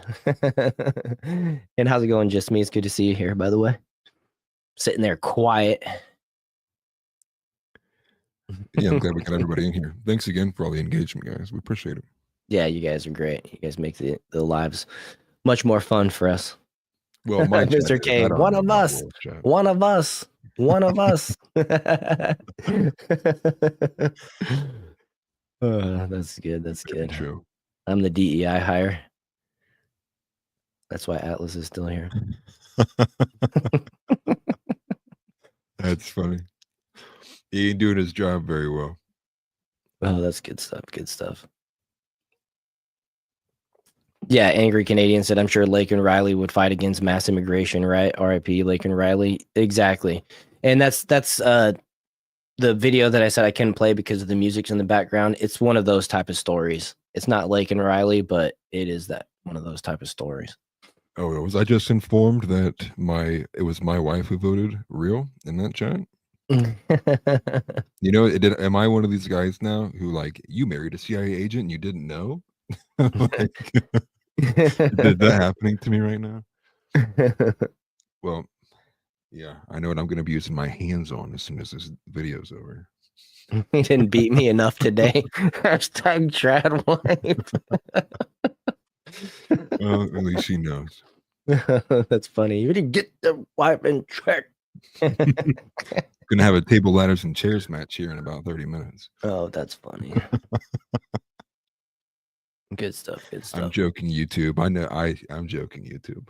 We in know. Minecraft, guys. Yeah. Everything we're watching here is in Minecraft. We're just having fun. Let's see here. Will Trump's administration fight the $30 million Lake and Riley wrongful death lawsuit? I don't know. That's I haven't looked into that much, to be honest. Yeah, it's a sad story, and there's many more like it, and it's Joe Biden's fault. Honestly, it's all these Democrats that have been complicit with the open borders policy. They made excuses and said Joe Biden was coherent and spry and on top of the game, and meanwhile our southern border was being invaded for 4 years. Yeah, it had much more emotion to it because I think it had that Ring video attached to it as well. So you could kind of get extra visualization of, like, this was moments before this happened. Like, it could happen to you. Very, very impactful on a lot of people who are living suburb life, who probably let their daughters go on jogs and stuff like that all the time. Just thinking, yeah, this is America. I mean, my daughter should be able to take a mile jog away from the house, right? In this neighborhood. No. Pedro's here. Good luck. Right. And Chris asked if we watched the Andrew Tate video he posted in Discord. I didn't. I gotta admit, I was so sick those couple of days that there was a lot of chat that went on, and I just skipped over a whole bunch of it, to be honest with you. I tried to go back and read over some of the stuff, but I was just, my brain wasn't working, so I just kind of skipped to current over some of that, and that's probably why I didn't see it, to be honest with you, bud. I'll scroll back and look for it, though. I just use Discord to argue. We got one guy that loves to talk and argue in there, but he's never in chat watching our live shows. I don't know where the dude came from. No, I have an idea. He followed me on X. We were talking about marriage stuff at one point. So I brought the infiltrator in. I hand walked him to the gate, let him in. Okay. Well, I had to call him out on some stuff the other day. No, it's pretty funny. Not to single him out. Well, not like he'd ever watch this either. But well, yeah, that's we why do I'm encourage comfortable saying it. Yeah, right. Yeah, he ain't gonna see it anyways. Yeah, we do appreciate discussion in chat. Right. But if you come incorrect, it's a place where we're going to tell you our real opinion. We're trying to build strong Christian men in leadership, and yeah, Chris. Like how everyone knows who we're talking about. Yeah, the furry, exactly. Like this dude. I'm not even going to go into it really. There's no point. But yeah, I think he means well, but maybe not. I don't know. Donnie left the Discord because I think because of that guy. But yeah. Anyways, Fox Peter, speak up. Point. Defend yourself. Anyways, it's Yeah, a place for Fox, free you are speech here. for everybody. But Will yeah. the real Fox please stand up?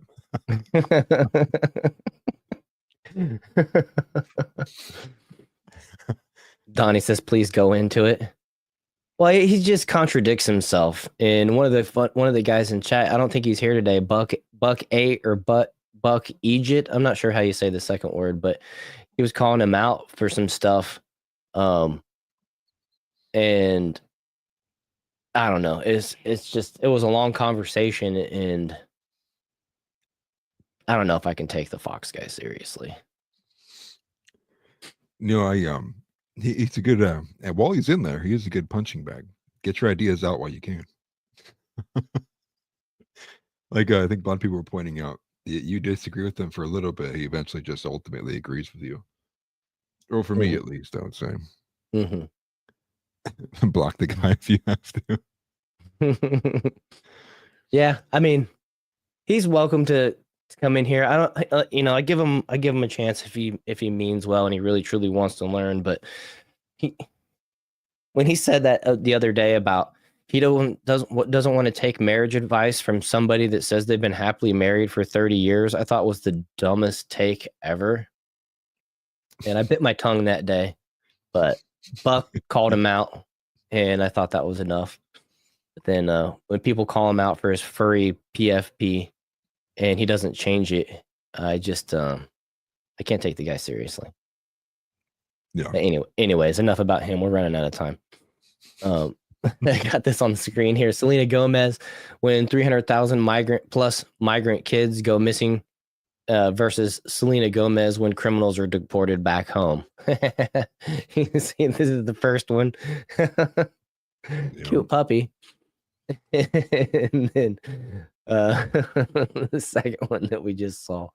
I thought It's funny because she has like there's the flag of Mexico is in her caption too. Like she put some effort into this while she was weeping. Oh, that's true. It says, "I'm sorry" with the little flag right here. That's true. You guys probably can't see that, but yeah, she's just as dumb as the rest of them. Majority of these people are from Colombia, Venezuela, El Salvador. Oh, no. Like you can't even take them seriously. This is also a great example. Again, I'll bring this up all the time when I can. Women just shouldn't speak. You're not helping them, you're hurting them. That's funny. That's funny. Abigail Shepard says she's a half Mexican, half Italian American girl born in Texas. Like, girl, the Mexicans don't claim you. What's a PFP? It's a profile picture. Boomer found. Boomer located. No, he's not the one that turned 50. He turned 60. It does have a Ozzy Osbourne profile picture, which could indicate maybe that, I don't know, older than me. I'll just say that. No worries, angry Canadian. We're just messing with you, but I appreciate you being here. That's, like I said, you've been cracking me up. No, it's just profile picture. We already learned to make burritos. We don't need Mexicans anymore. Yeah. TNT is another one that cracks me up. TNT said he was faking being cool like he knew. House City's Canadian. They're a little different. Would it have made sense if I would have said, it's a PFP, eh? He'd be like, oh, like, I see.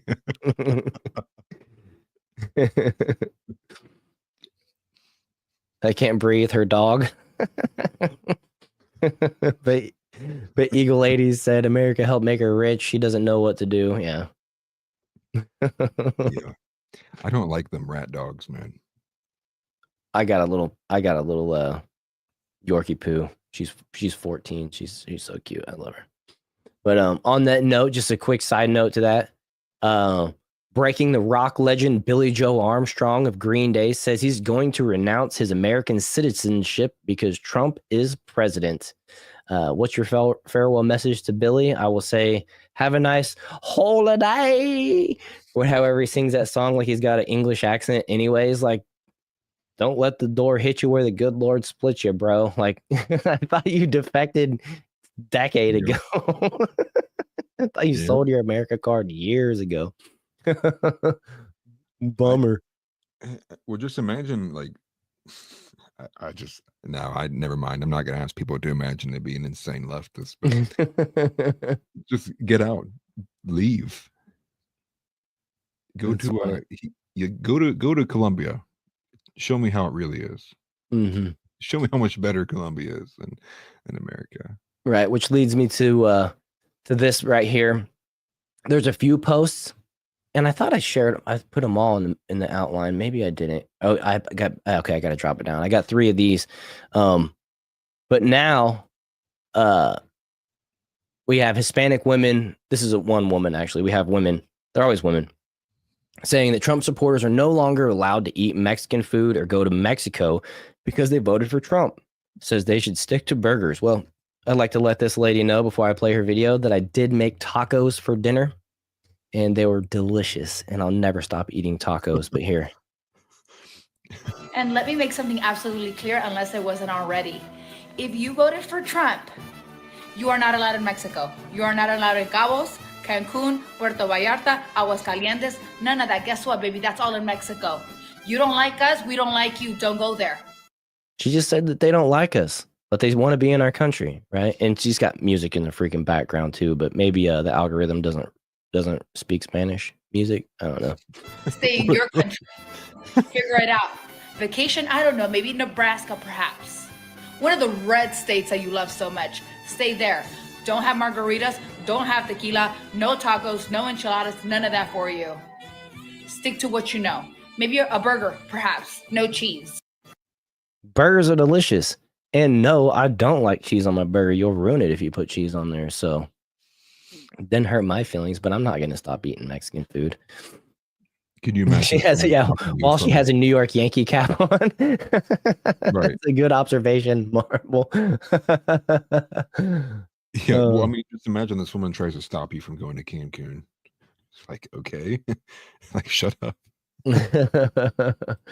Just me said, guess what? I had chat on top messages again. Is there a way to change a default setting to all messages? I don't know, but I think that's just what my chat does. It always defaults to top messages. As a matter of fact, it did it again on my phone over here that I'm using to monitor. Mine's the same way. It's so stupid that it does that. I wish it didn't. I got to change it every time before I stream to make sure I catch everybody's chats. Otherwise, I know I'm going to miss them. That way I can moderate and stuff. I need to delete. I can delete stuff real fast or whatever. But so yeah, if you guys are in my chat, you might want to make sure and check that you're on all messages because you might be missing some stuff.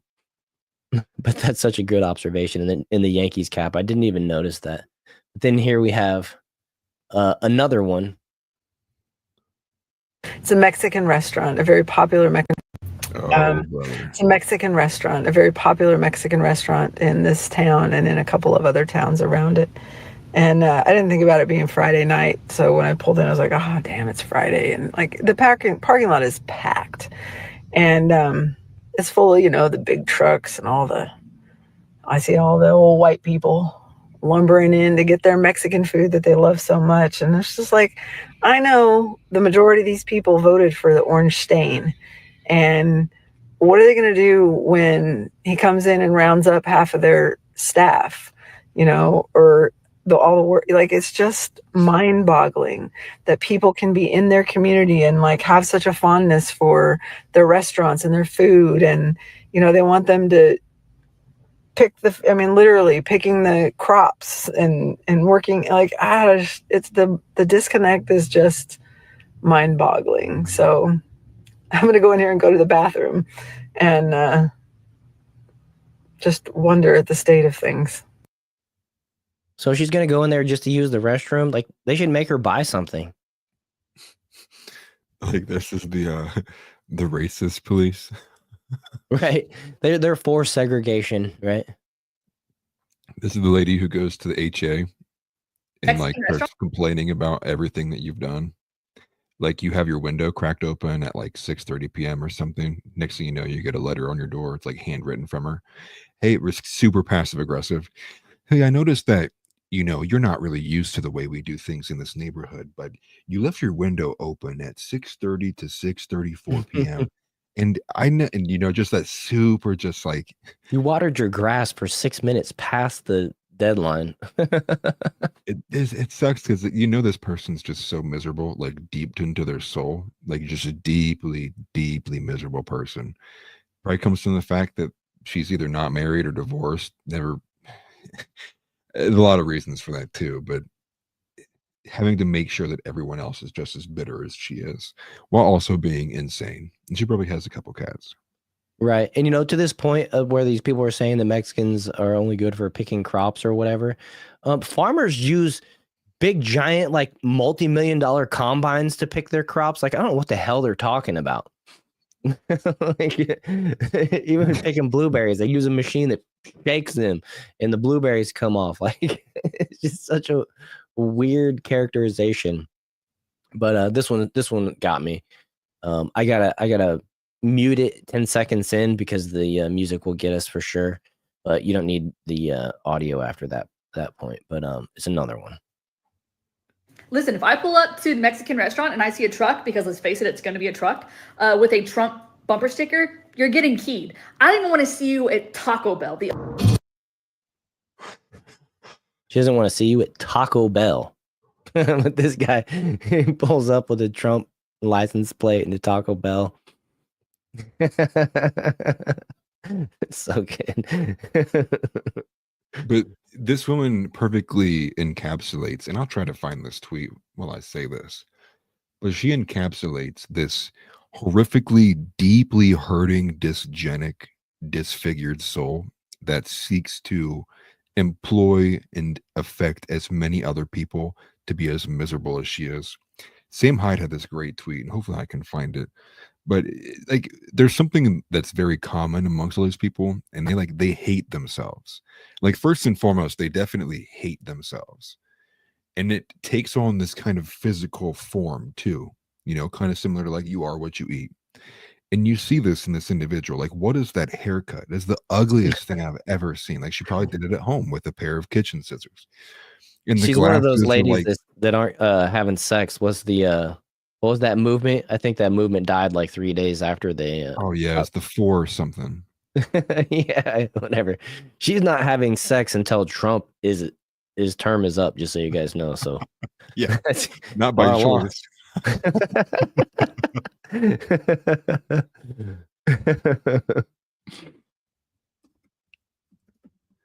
Oh, Donnie, gotta go. Okay, thanks for being here, Donnie. Man, appreciate that $5 super chat. By the way. Yeah, have a good night. Clock in at the FBI office. Go take care of that family. Yeah, take care, brother. Appreciate you being here. And then this one, oh, I got 2 actually. First off, this is, you guys probably know who Danny Trejo is. He's a famous actor. He's Machete. But he started this is his message to those folks, right? And this is just a quick little thing that I got to kick out of. Hey, you're not sad. You're not sad. You just need some tacos. And of course the music again, but You just need some tacos. he's promoting his little restaurant there or whatever, but that's his message to all these people that think they're sad over the deportations.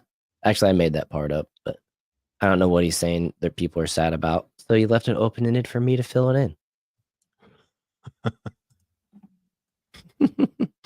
But that's the reason why I made tacos, because I saw that. And then this was great. This was great. This is Newsmax. The guy on Newsmax's response. No tacos, no enchiladas, none of that for you. Oh, yeah? What are you going to do? You come take it out of my ham? I'm going to eat half this plate during the break. Maybe I'll call the ICE hotline. I don't know if I'll have enough time. Here, all kidding aside, this is actually really good taco. These people broke the law. They broke the law to get here. And once they were here, they broke the law again. It was just serious crimes, folks. These are not like shoplifting. That's why they got to go. No tacos, no enchiladas, none of that for you. I was going to do that, But I ate all my tacos before the live started, so I just had to lean on this guy to do it for me.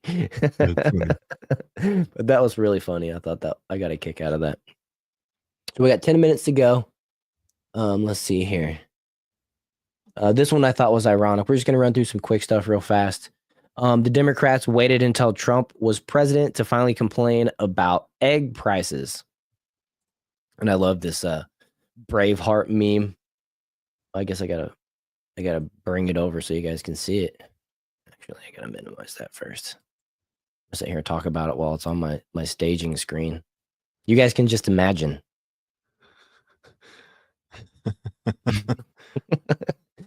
I'll just describe it perfectly. No, but 2020, it says 21 through 23, hold.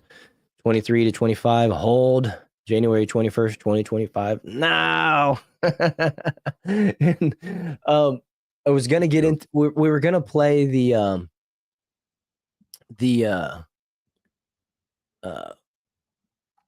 press secretary's 8 minutes that she put on yesterday. The new press secretary, which was fantastic. I guess we can do that to end the show, or maybe I'll just stick around because I do want to play that as well. But she defended this stance that the Democrats brought to her, that now that Trump is president, he promised that the egg prices would come down immediately. And what do you know? They're not down immediately. What's going on? And she defended it rather well. I thought it was rather entertaining, but it's also ironic, which is the point of me bringing it up, that they're admitting that egg prices are out of control now, right? They're so disingenuous. That's why they're the fake news, right? They understand that what we're saying, the things that we're complaining about in society are real and legit, but they'll ignore it and they'll make fun of you and they'll shun you and, call you and label you. But then when it comes convenient to them, they'll re-bring it back up and acknowledge that they knew about it the whole entire time. It's trash, and that's why legacy media is dying, and independent media is the place to go, really, for truth. TNT says, I'm an 8-egg omelet guy. Man, that's a lot, dude. I'll eat 3, sometimes 4, but usually it's just 3. But I put a lot of green peppers, onions, and ham or bacon in my omelets. Get an ostrich egg at TNT. That's what Chris says. What are you going to say? I was going to say, in regards to the way these people operate, that's why I pulled that same Hyde tweet up. It's one I've had bookmarked for almost 8 months now. I occasionally look at it every now and then. I'll make it full screen so it looks cleaner on screen. I guess that was worse. Yeah, just right there. There you go. Yeah, That's perfect. Okay. So he's quoting a tweet talking about, rounding up white domestic supremacist terrorists. Regardless, the main point of his tweet is talking about this split, the dichotomy that exists from insane deranged leftists versus essentially like everybody else. So he says, these people have spent the past decade proving that they are irredeemably ugly inside, and they won't relent until they can make you feel some semblance of the pain and bitterness they feel every day towards God for making them effed up freaks. The only time they care about rules, civility, unity is when those things can be used to handcuff you while your kids are trans and your money is stolen to pay for some gay war or some group of people that hates you and is replacing you. There is no reconciliation. We are not gleeful and we are not out for blood. We just know that we cannot live with these people anymore. Their moral lassitude is the reason why American cities are unlivable. Their virtue signaling comes at the expense of child abuse, medical malpractice, and a couple 100,000 dead Ukrainians. They will always play dirty, no matter how much we play fair. They need to be politically disenfranchised, shamed, and they need to be properly trained with shock therapy to keep their effing mouths shut. Overall, the point stands, is what I've said all the time. These people are cheaters, liars, scammers. They represent what is the good versus evil, the reality that exists that we as Christians understand that it is. We wish that they wouldn't embody the satanic elements of society and choose to make those their priority and their values. But you also have to recognize the objective reality that does exist, in which these people hate you. Like, we're here being like, dude, we can't stand these stupid people. And they're like, over there in their circles, they're like, we hate them. How can we do these evil things to these people, take advantage of their kids? Like, that kind of difference in perspective, I think, is also why you can see it physically etched into some of these individuals' faces. I mean, everyone here has this feeling now, most people, I would imagine, where you can see a lot of the time women and men too, but you can see women like what we just saw in that video. And you immediately, she couldn't have said a word. And I've been like, the most leftist take is about to come out of that woman's face, because you just know, based on the physiognomy, that she has some kind of lunatic take that's getting ready to come out. Same thing with the lady beforehand who was mad about the restaurant Mexicans. You just knew. There's that feeling inside of you that just knew, based on the way that she presented herself, you're about to hear some crazy leftist rant. And it's been one of the most real kind of takes I've seen in a while. Yeah, Keeps that it was a good take. perspective. Yeah, that was a good take. Sam Hyde's been popping up a couple times lately. Yeah, 2028 presidential run. That'd be interesting. I saw Andrea mention that she needed to get some chickens. I certainly recommend that everybody get some chickens. I love having chickens. You know, I got a sad story I gotta say. We had our first hawk attack in a few years the other day, and got one of my cutest chickens. It was one of the poofy-headed Polish chickens, and unfortunately, because of the poofy head, didn't have as good a vision, and I was out. It sucks because I was outside working, fixing a hole in the fence from the dogs. Came inside to put my boots on. Was inside for 5 minutes, went back out, and that's when the attack had happened. So I had to rearrange some of the owl decoys and things like that, and hopefully the hawk doesn't come back. But lost one of the cute ones. It's a bummer, but that's part of the chicken life. But I do recommend getting chickens. They're really cool. They're fun. They're cool little creatures to watch. That's for sure. But I did have to scold some of the roosters for not defending like they're supposed to. Had to have been a huge hawk, to be honest with you. You lazy M. What the hell, roosters? Why do I keep you around and feed you, you non-egg laying little shits? Chris said I'm getting chickens, but I'll have to keep them safe from the cats. Yeah, I don't know. Maybe your cats won't attack them. You have to kind of pay attention, but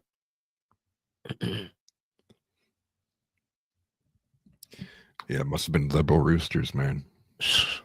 Well, they'll end up in a pot if they don't act right. That's for sure. You have to name them. They'll know who you are. I had a rooster that knew his name was Oliver, but he lived inside the house for a couple months. He was cool. He got in a fight and lost. He went blind in an eye, so I had to put him inside while he healed up. But let's see here.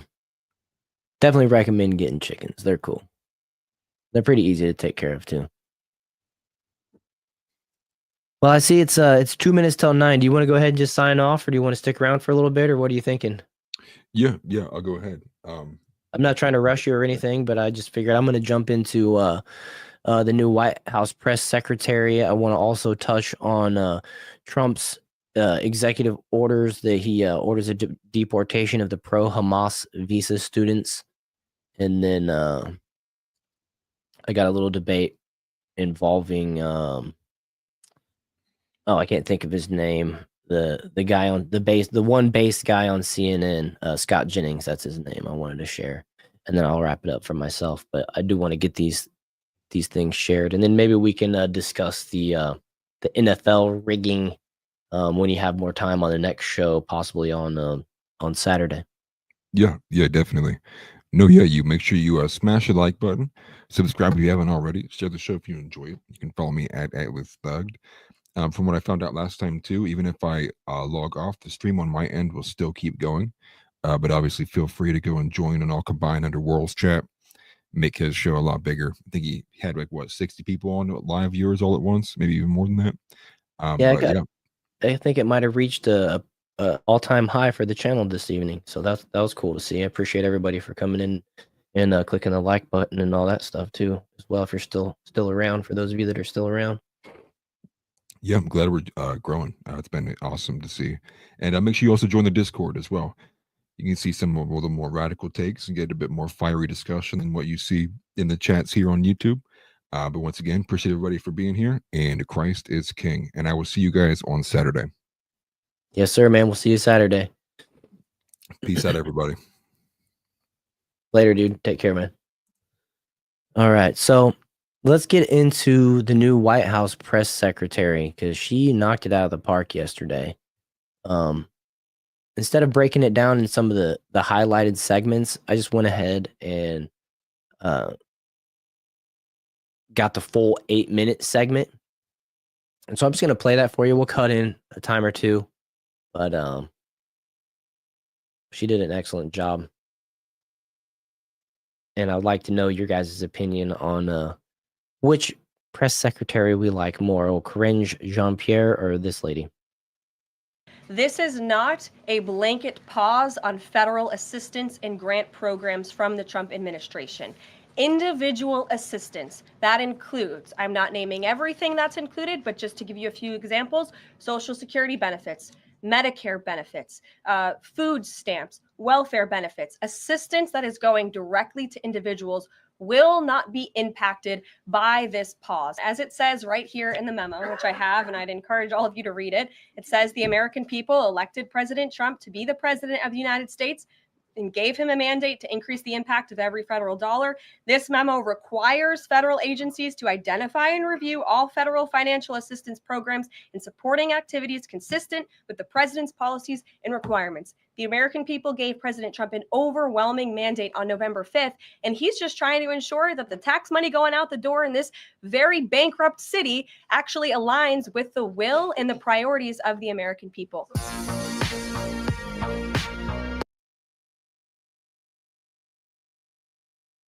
No, I wasn't trying to give Alex Jones the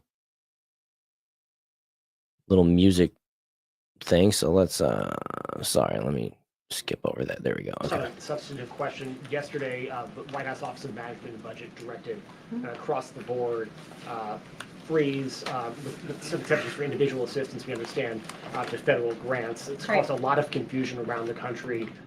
Head Start providers, among providers services to homeless veterans, Medicaid providers, states saying they're having trouble accessing the portal. Hey, you know what? You guys let me know in chat. I'm gonna try to turn this volume up a little bit using my my Stream Deck, and let me know if it actually if you guys, if it relays to you guys, or if it just does it in my headset while this is going. I'm gonna play this, and then for about 5 to 10 seconds, then I'll turn it up. And you guys let me know, please. Could you help us clear up some of the confusion, Yes. give some certainty to folks, and also, is that uncertainty, how does that uncertainty service the president's voters? Well, I think there's only uncertainty in this room amongst the media. There's no uncertainty in this building. So let me provide the certainty and the clarity that all of you need. This is not a blanket pause on federal assistance and grant programs from the Trump administration. Individual assistance, that includes, I'm not naming everything that's included, but just to give you a few examples, Social Security benefits, Medicare benefits, food stamps, welfare benefits, assistance that is going directly to individuals will not be impacted by this pause. And I want to make that very clear to any Americans who are watching at home who may be a little bit confused about some of the media reporting. This administration, if you are receiving individual assistance from the federal government, you will still continue to receive that. However, it is the responsibility of this president and this administration to be good stewards of taxpayer dollars. That is something that President Trump campaigned on. That's why he has launched DOGE, the Department of Government Efficiency, who is working alongside OMB. And that's why OMB sent out this memo last night, because the president signed an executive order directing OMB to do just this. And the reason for this is to ensure that every penny that is going out the door is not conflicting with the executive orders and actions that this president has taken.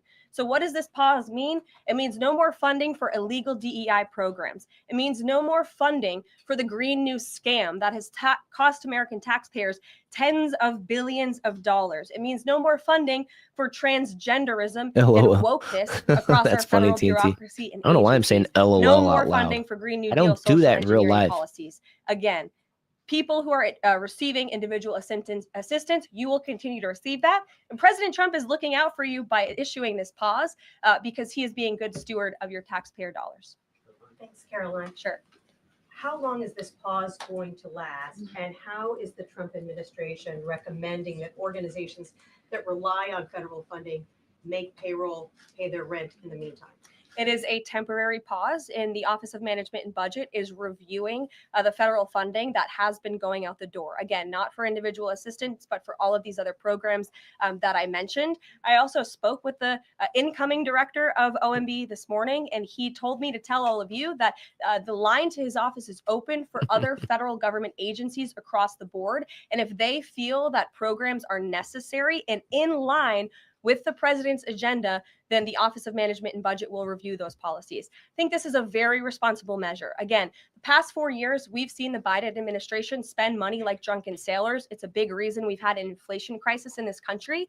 And it's incumbent upon this administration to make sure, again, that every penny is being accounted for honestly. Why impose this pause with so little notice? Why not give organizations more time to plan for the fact that they are about to lose, in some cases, really crucial federal funding? Holy crap, what is that lady wearing? Where's the neck on that undershirt? All right. For a period of time. There was notice. It was the executive order that the president signed. There's also a freeze on hiring, as you know, a regulatory freeze, and there's also a freeze on foreign aid. And this is, again, incredibly important to ensure that this administration is taking into consideration how hard the American people are working. And their tax dollars actually matter to this administration. You know, just during this pause, DOGE and OMB have actually found that there was $37 million that was about to go out the door to the World Health Organization, which is an organization, as you all know, that President Trump, with the swipe of his pen in that executive order, is no longer wants the United States to be a part of. So that wouldn't be in line with the president's agenda. DOGE and OMB also found that there was about to be 50 million taxpayer dollars that went out the door to fund condoms in Gaza. That is a preposterous waste of taxpayer money. So I don't know if you guys caught that, but that's the first win for Doge. They just caught Joe Biden was going to send $50 million for condoms to Gaza. And I looked into it a little bit. And from what I understand, they fill those condoms up and strap weapons to them and float them. They fill them up like balloons. I could be wrong, but that was what I had read. So I don't know. It was an interesting thing. It is a stupid thing to fund $50 million on. That's for sure. Especially when we're supposed to be allies with Israel. You know. So, anyways, let's continue. And I saw just me making fun of me over my polling, abilities, saying just don't make a poll and says who do you like more, this lady or Cringe Jean-Pierre. And then put yes or no. Look, I'm already embarrassed over my first poll. So I'm not going to make a second one. Chris, have a good one, man. When I'm done, I'll probably be done here within the next 15 minutes or so. I'll come over there and watch. He's going to play Harry Potter in his Discord, you guys. Just so you know. And by the way, that has to be like a skin-toned undershirt that lady's wearing. It looks really weird. But anyways, let's go ahead and continue here. So that's what this pause is focused on, being good stewards of tax dollars. And so this doesn't Jennifer. affect Meals on No, you're good, just me. We give each other a hard time around here, so I appreciate it. Wheels or Head Start or disaster aid? Again, it does not affect individual assistance that's going to Americans. To follow up on Nancy, do you think there will be a list of who is affected and how much money is affected? How will these contractors and organizations know if they are actually having their funding frozen? And then secondly, if you're willing, can you just clarify, is the end goal of this to essentially challenge Congress or to prove that the president can withhold federal funding?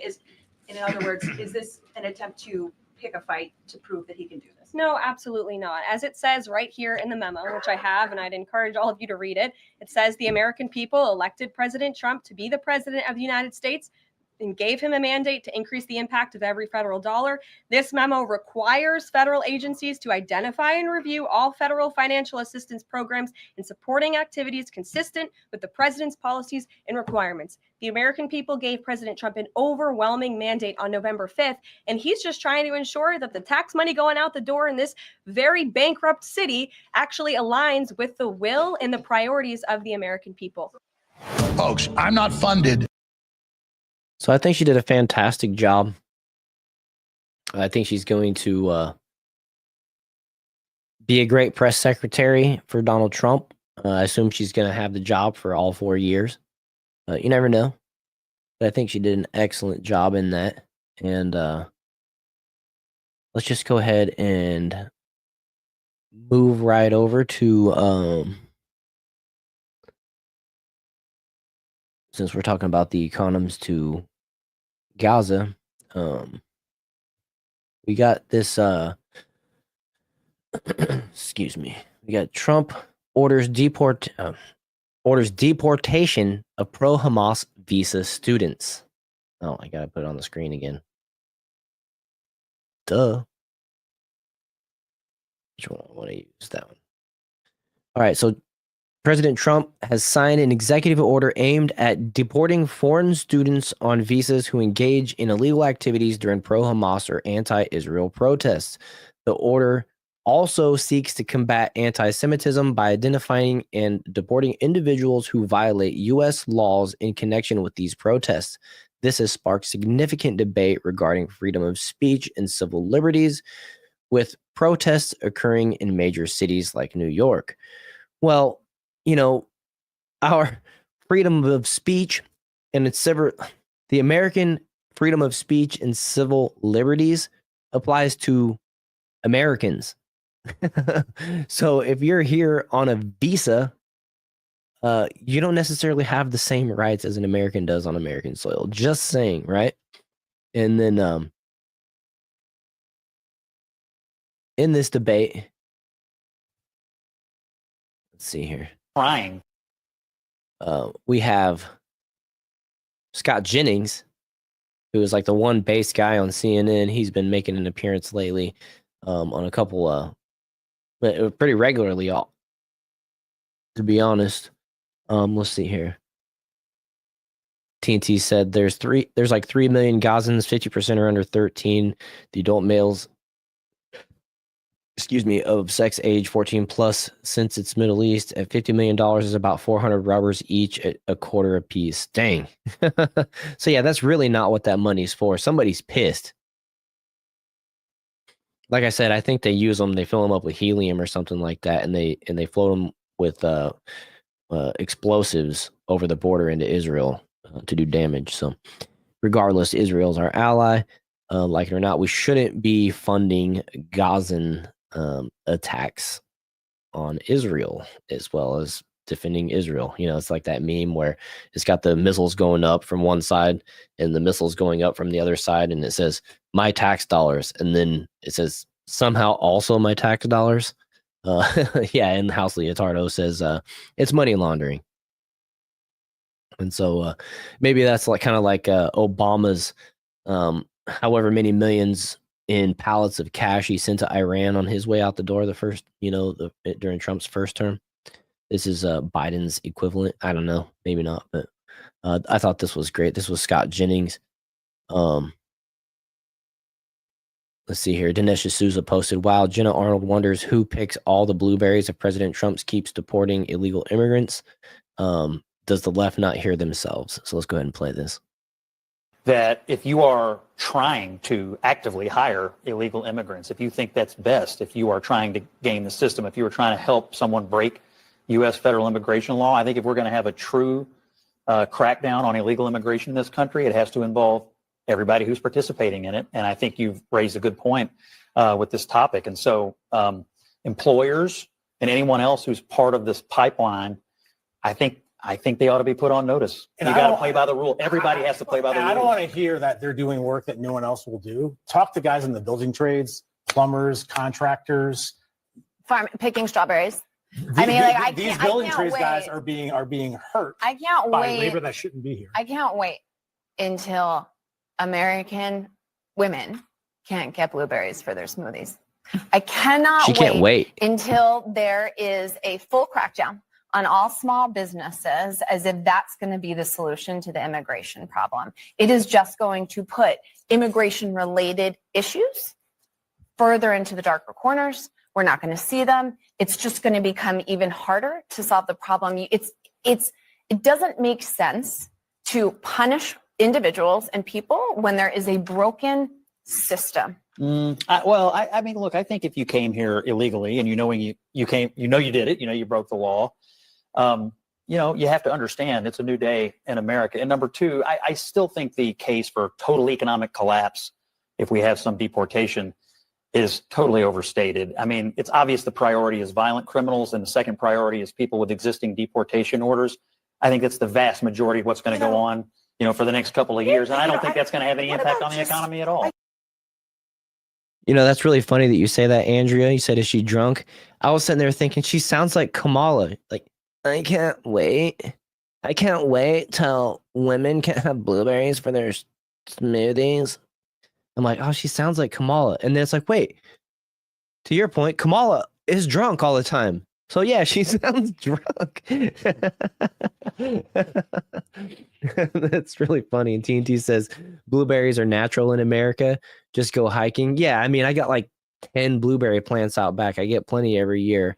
And like I mentioned before, if you've ever seen how they harvest blueberries, they have a machine that comes through and like shakes them all and catches them. Like, I just sometimes people shouldn't talk on things that they don't know anything about. And that was one of those times right there. See here, how does Scott keep his cool? He is a better man than I know, right? But he's still he's solidifying. He's got job security, in my opinion, with the way that he keeps these people in check. I mean, people are only watching CNN for Scott Jennings takes at this point, unless you're like super old. It's California accent, obnoxious, over entitled, white bitch accent. That's funny, Tix. Y'all are cracking me up. And then finally, we got this one right here. Excuse me. I hate how these always autoplay whenever I bring them up. I got to pause and bounce it back and then check the volume. But this is a post from Benny. Want to see I can't say that on. Want to see somebody get destroyed on live TV? I give you White House Deputy Chief of Staff Stephen Miller versus Jake Tapper on CNN. Tapper said, "We need illegals to pick our crops, then fatality," like in Mortal Kombat, a video game, right? So let's go ahead and just let this rip too.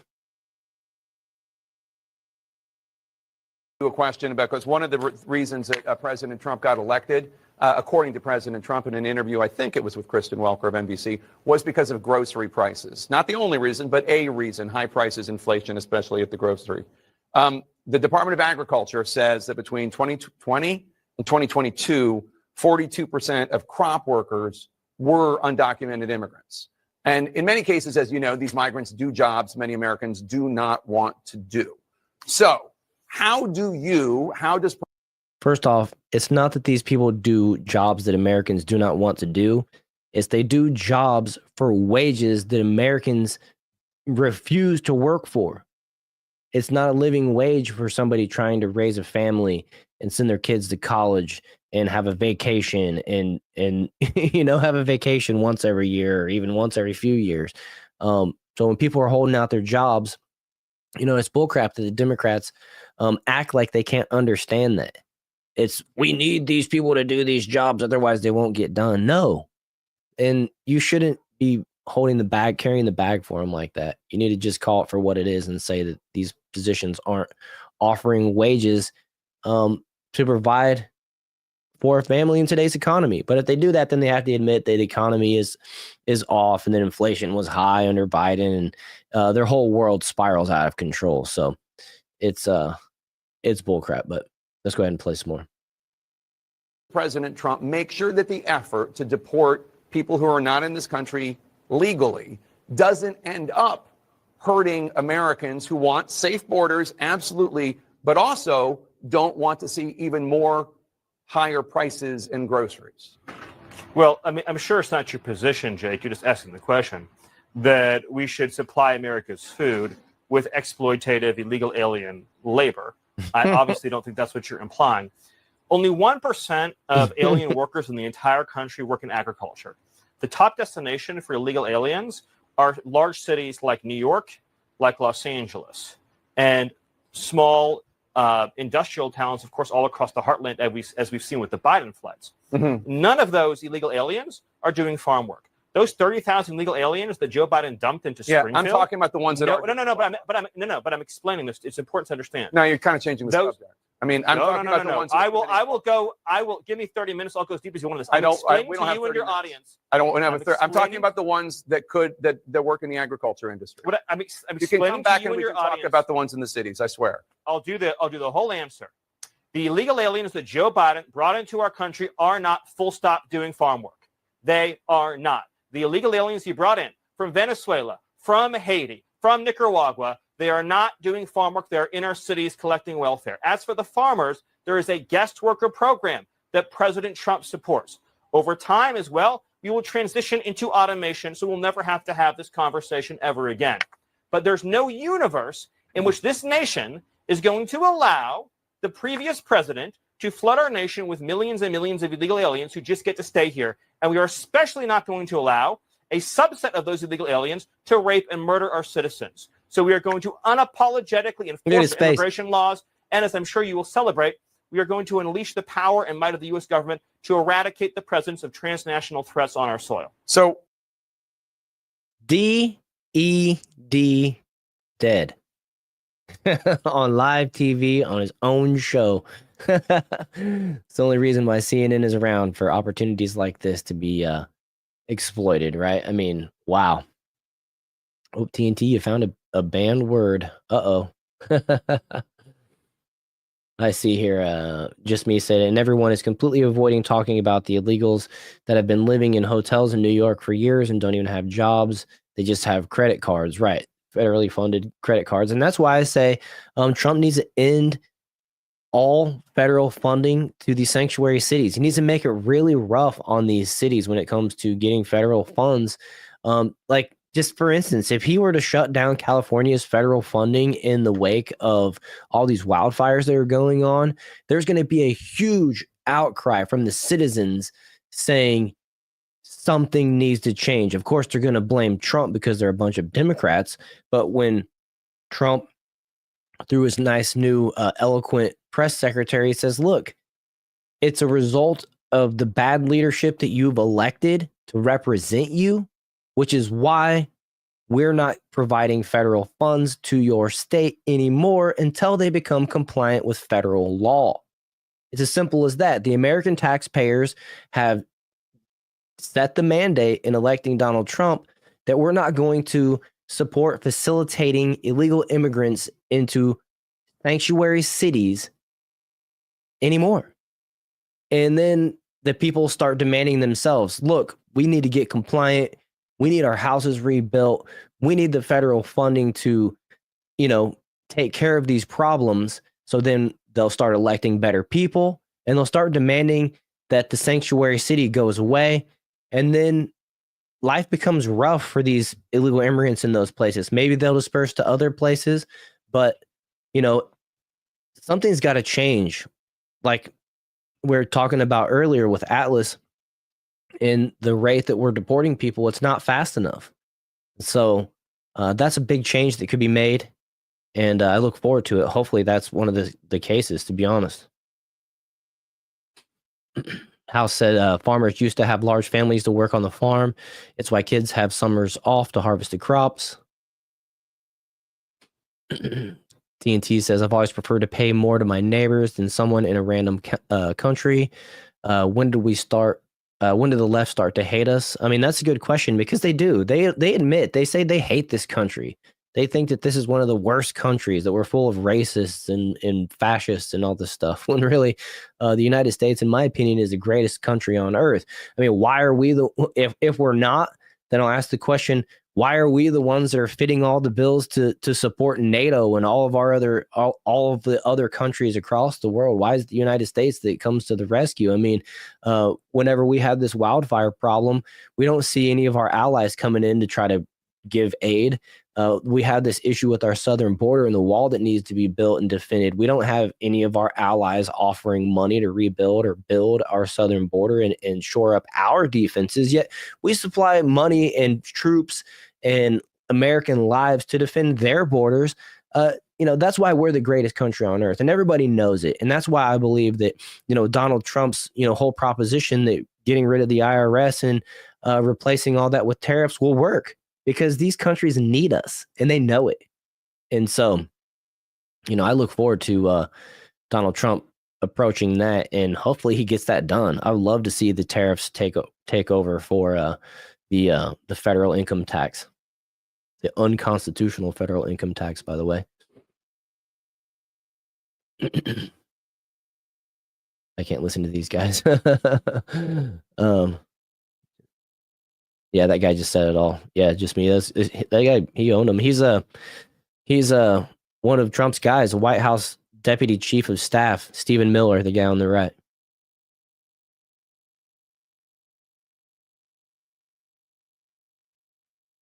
They jumped on sanctuary cities because they got more tax monies from us. Yeah. So what else do I got here? I want to get caught up on chat. I kind of let some of the chat cook there for a minute. I did see that Trump sent in some military dudes to open up that flow of water in California. That's been a big issue, by the way.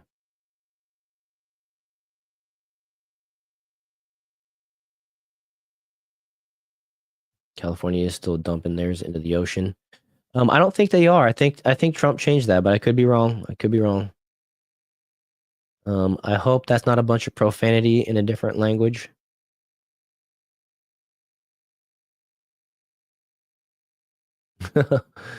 Yeah, I can't read that.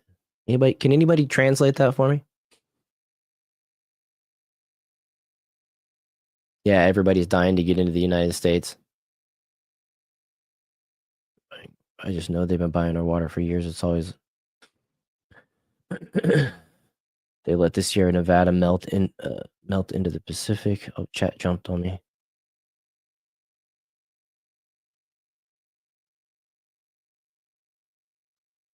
Cool. So, I think that's about. Yeah, Trump, I will mention this one too. Trump did pass an executive order to ban the transchemical surgical mutilation of minors 18 or younger. So looking out for the children. I guess, like I mentioned earlier, every time I log on to Facebook, I have this one Democrat poster always at the very top of my page. And she said something about the post said something about this is the time in this is the era where kids will grow up and say, why didn't the adults do anything to protect us? And I just simply commented, that's why we elected Trump. And I mean, this is a great example of it right here. Excuse me, I keep hiccuping. But breaking Trump signs an executive order to ban transchemical surgical mutilations of minors 18 or younger. Here it is right here across the country today. Medical professionals are maiming and sterilizing a growing number of impressionable children under the radical and false claim that adults can change a child's sex through a series of irreversible medical interventions. This dangerous trend will be a stain on our nation's history, and it must end. Countless children soon regret that they have been mutilated and begin to grasp the horrifying tragedy that they will never be able to conceive children on their own or nurture their children through breastfeeding. Moreover, these vulnerable youths, medical bills may rise throughout their lifetime as they are often trapped with lifelong medical complications, a losing war with their own bodies, and tragically sterilization. Accordingly, it is the policy of the United States that it will not fund, sponsor, promote, assist, or support the so-called transition of a child from one sex to another. It will rigorously enforce all laws that prohibit or limit these destructive and life-altering procedures. And so, good job, Donald Trump. Another win and another campaign promise delivered, in my opinion. Let's see here.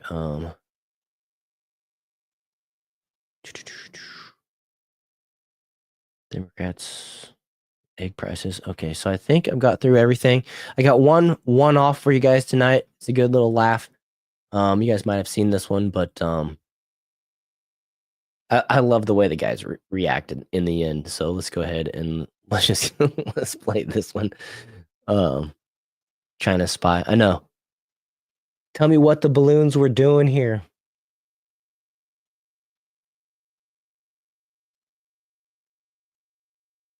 Yeah, how dare you be anti-child mutilation, right? For real. Anyways, I'm going to play this. This is funny, and then I'm going to sign off.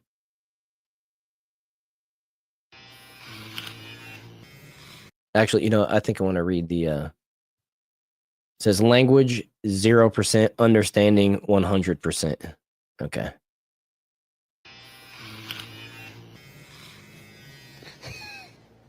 شباب يلا قوموا قوموا شباب شو مشكلة شباب جايين شغل نحن جايين شغل والله جايين شغل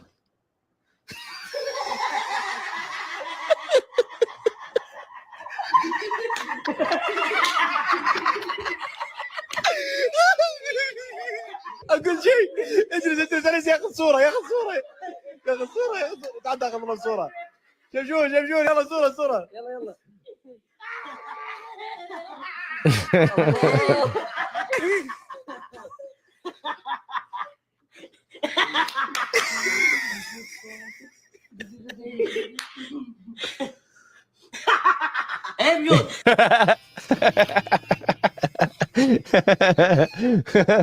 I'm gonna play it again just because it's so funny. They're all laughing at each other شباب جايين شغل نحن جايين شغل till they see the picture. والله جايين شغل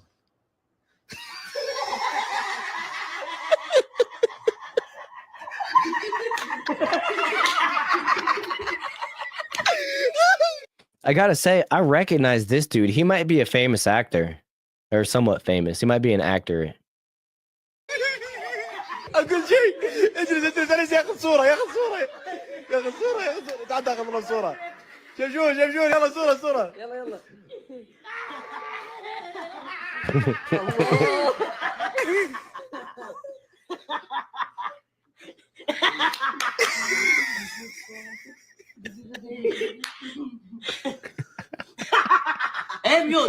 They're pissed. Pissed. Oh, I love it.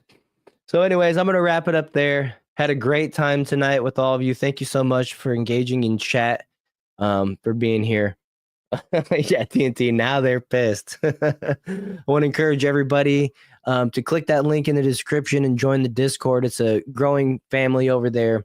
And we've been having some really good discussions. We have some areas to share your Christian faith and stuff like that. And I don't know, it's been a pleasure to see the way that it's grown and the people that have joined and engaged and stuff like that. So I encourage you to join it as well. It took a little while to get TNT to actually do it, but I think he's happy that he joined. And most of the folks that are active in chat right now are all there. So anyways, I do appreciate everybody for watching as long as they have, being here, watching my daily videos, all the prayers that have gone my way over the sickness that I've been battling all year, all that good stuff. And, of course, as always, oh yeah, and I want to just reiterate, we have moved the show to 7 p.m. From 6 p.m. We're going to just start them all at 7 from now on, I think even on Saturday. So anyways, yes, like I said, appreciate everybody for being here till the end, spending so much time, all that good stuff. You guys make my day, and I always look forward to doing these shows because of you guys. So anyways, with that, I think I'll just say Christ is King, and I'll see you guys on Saturday.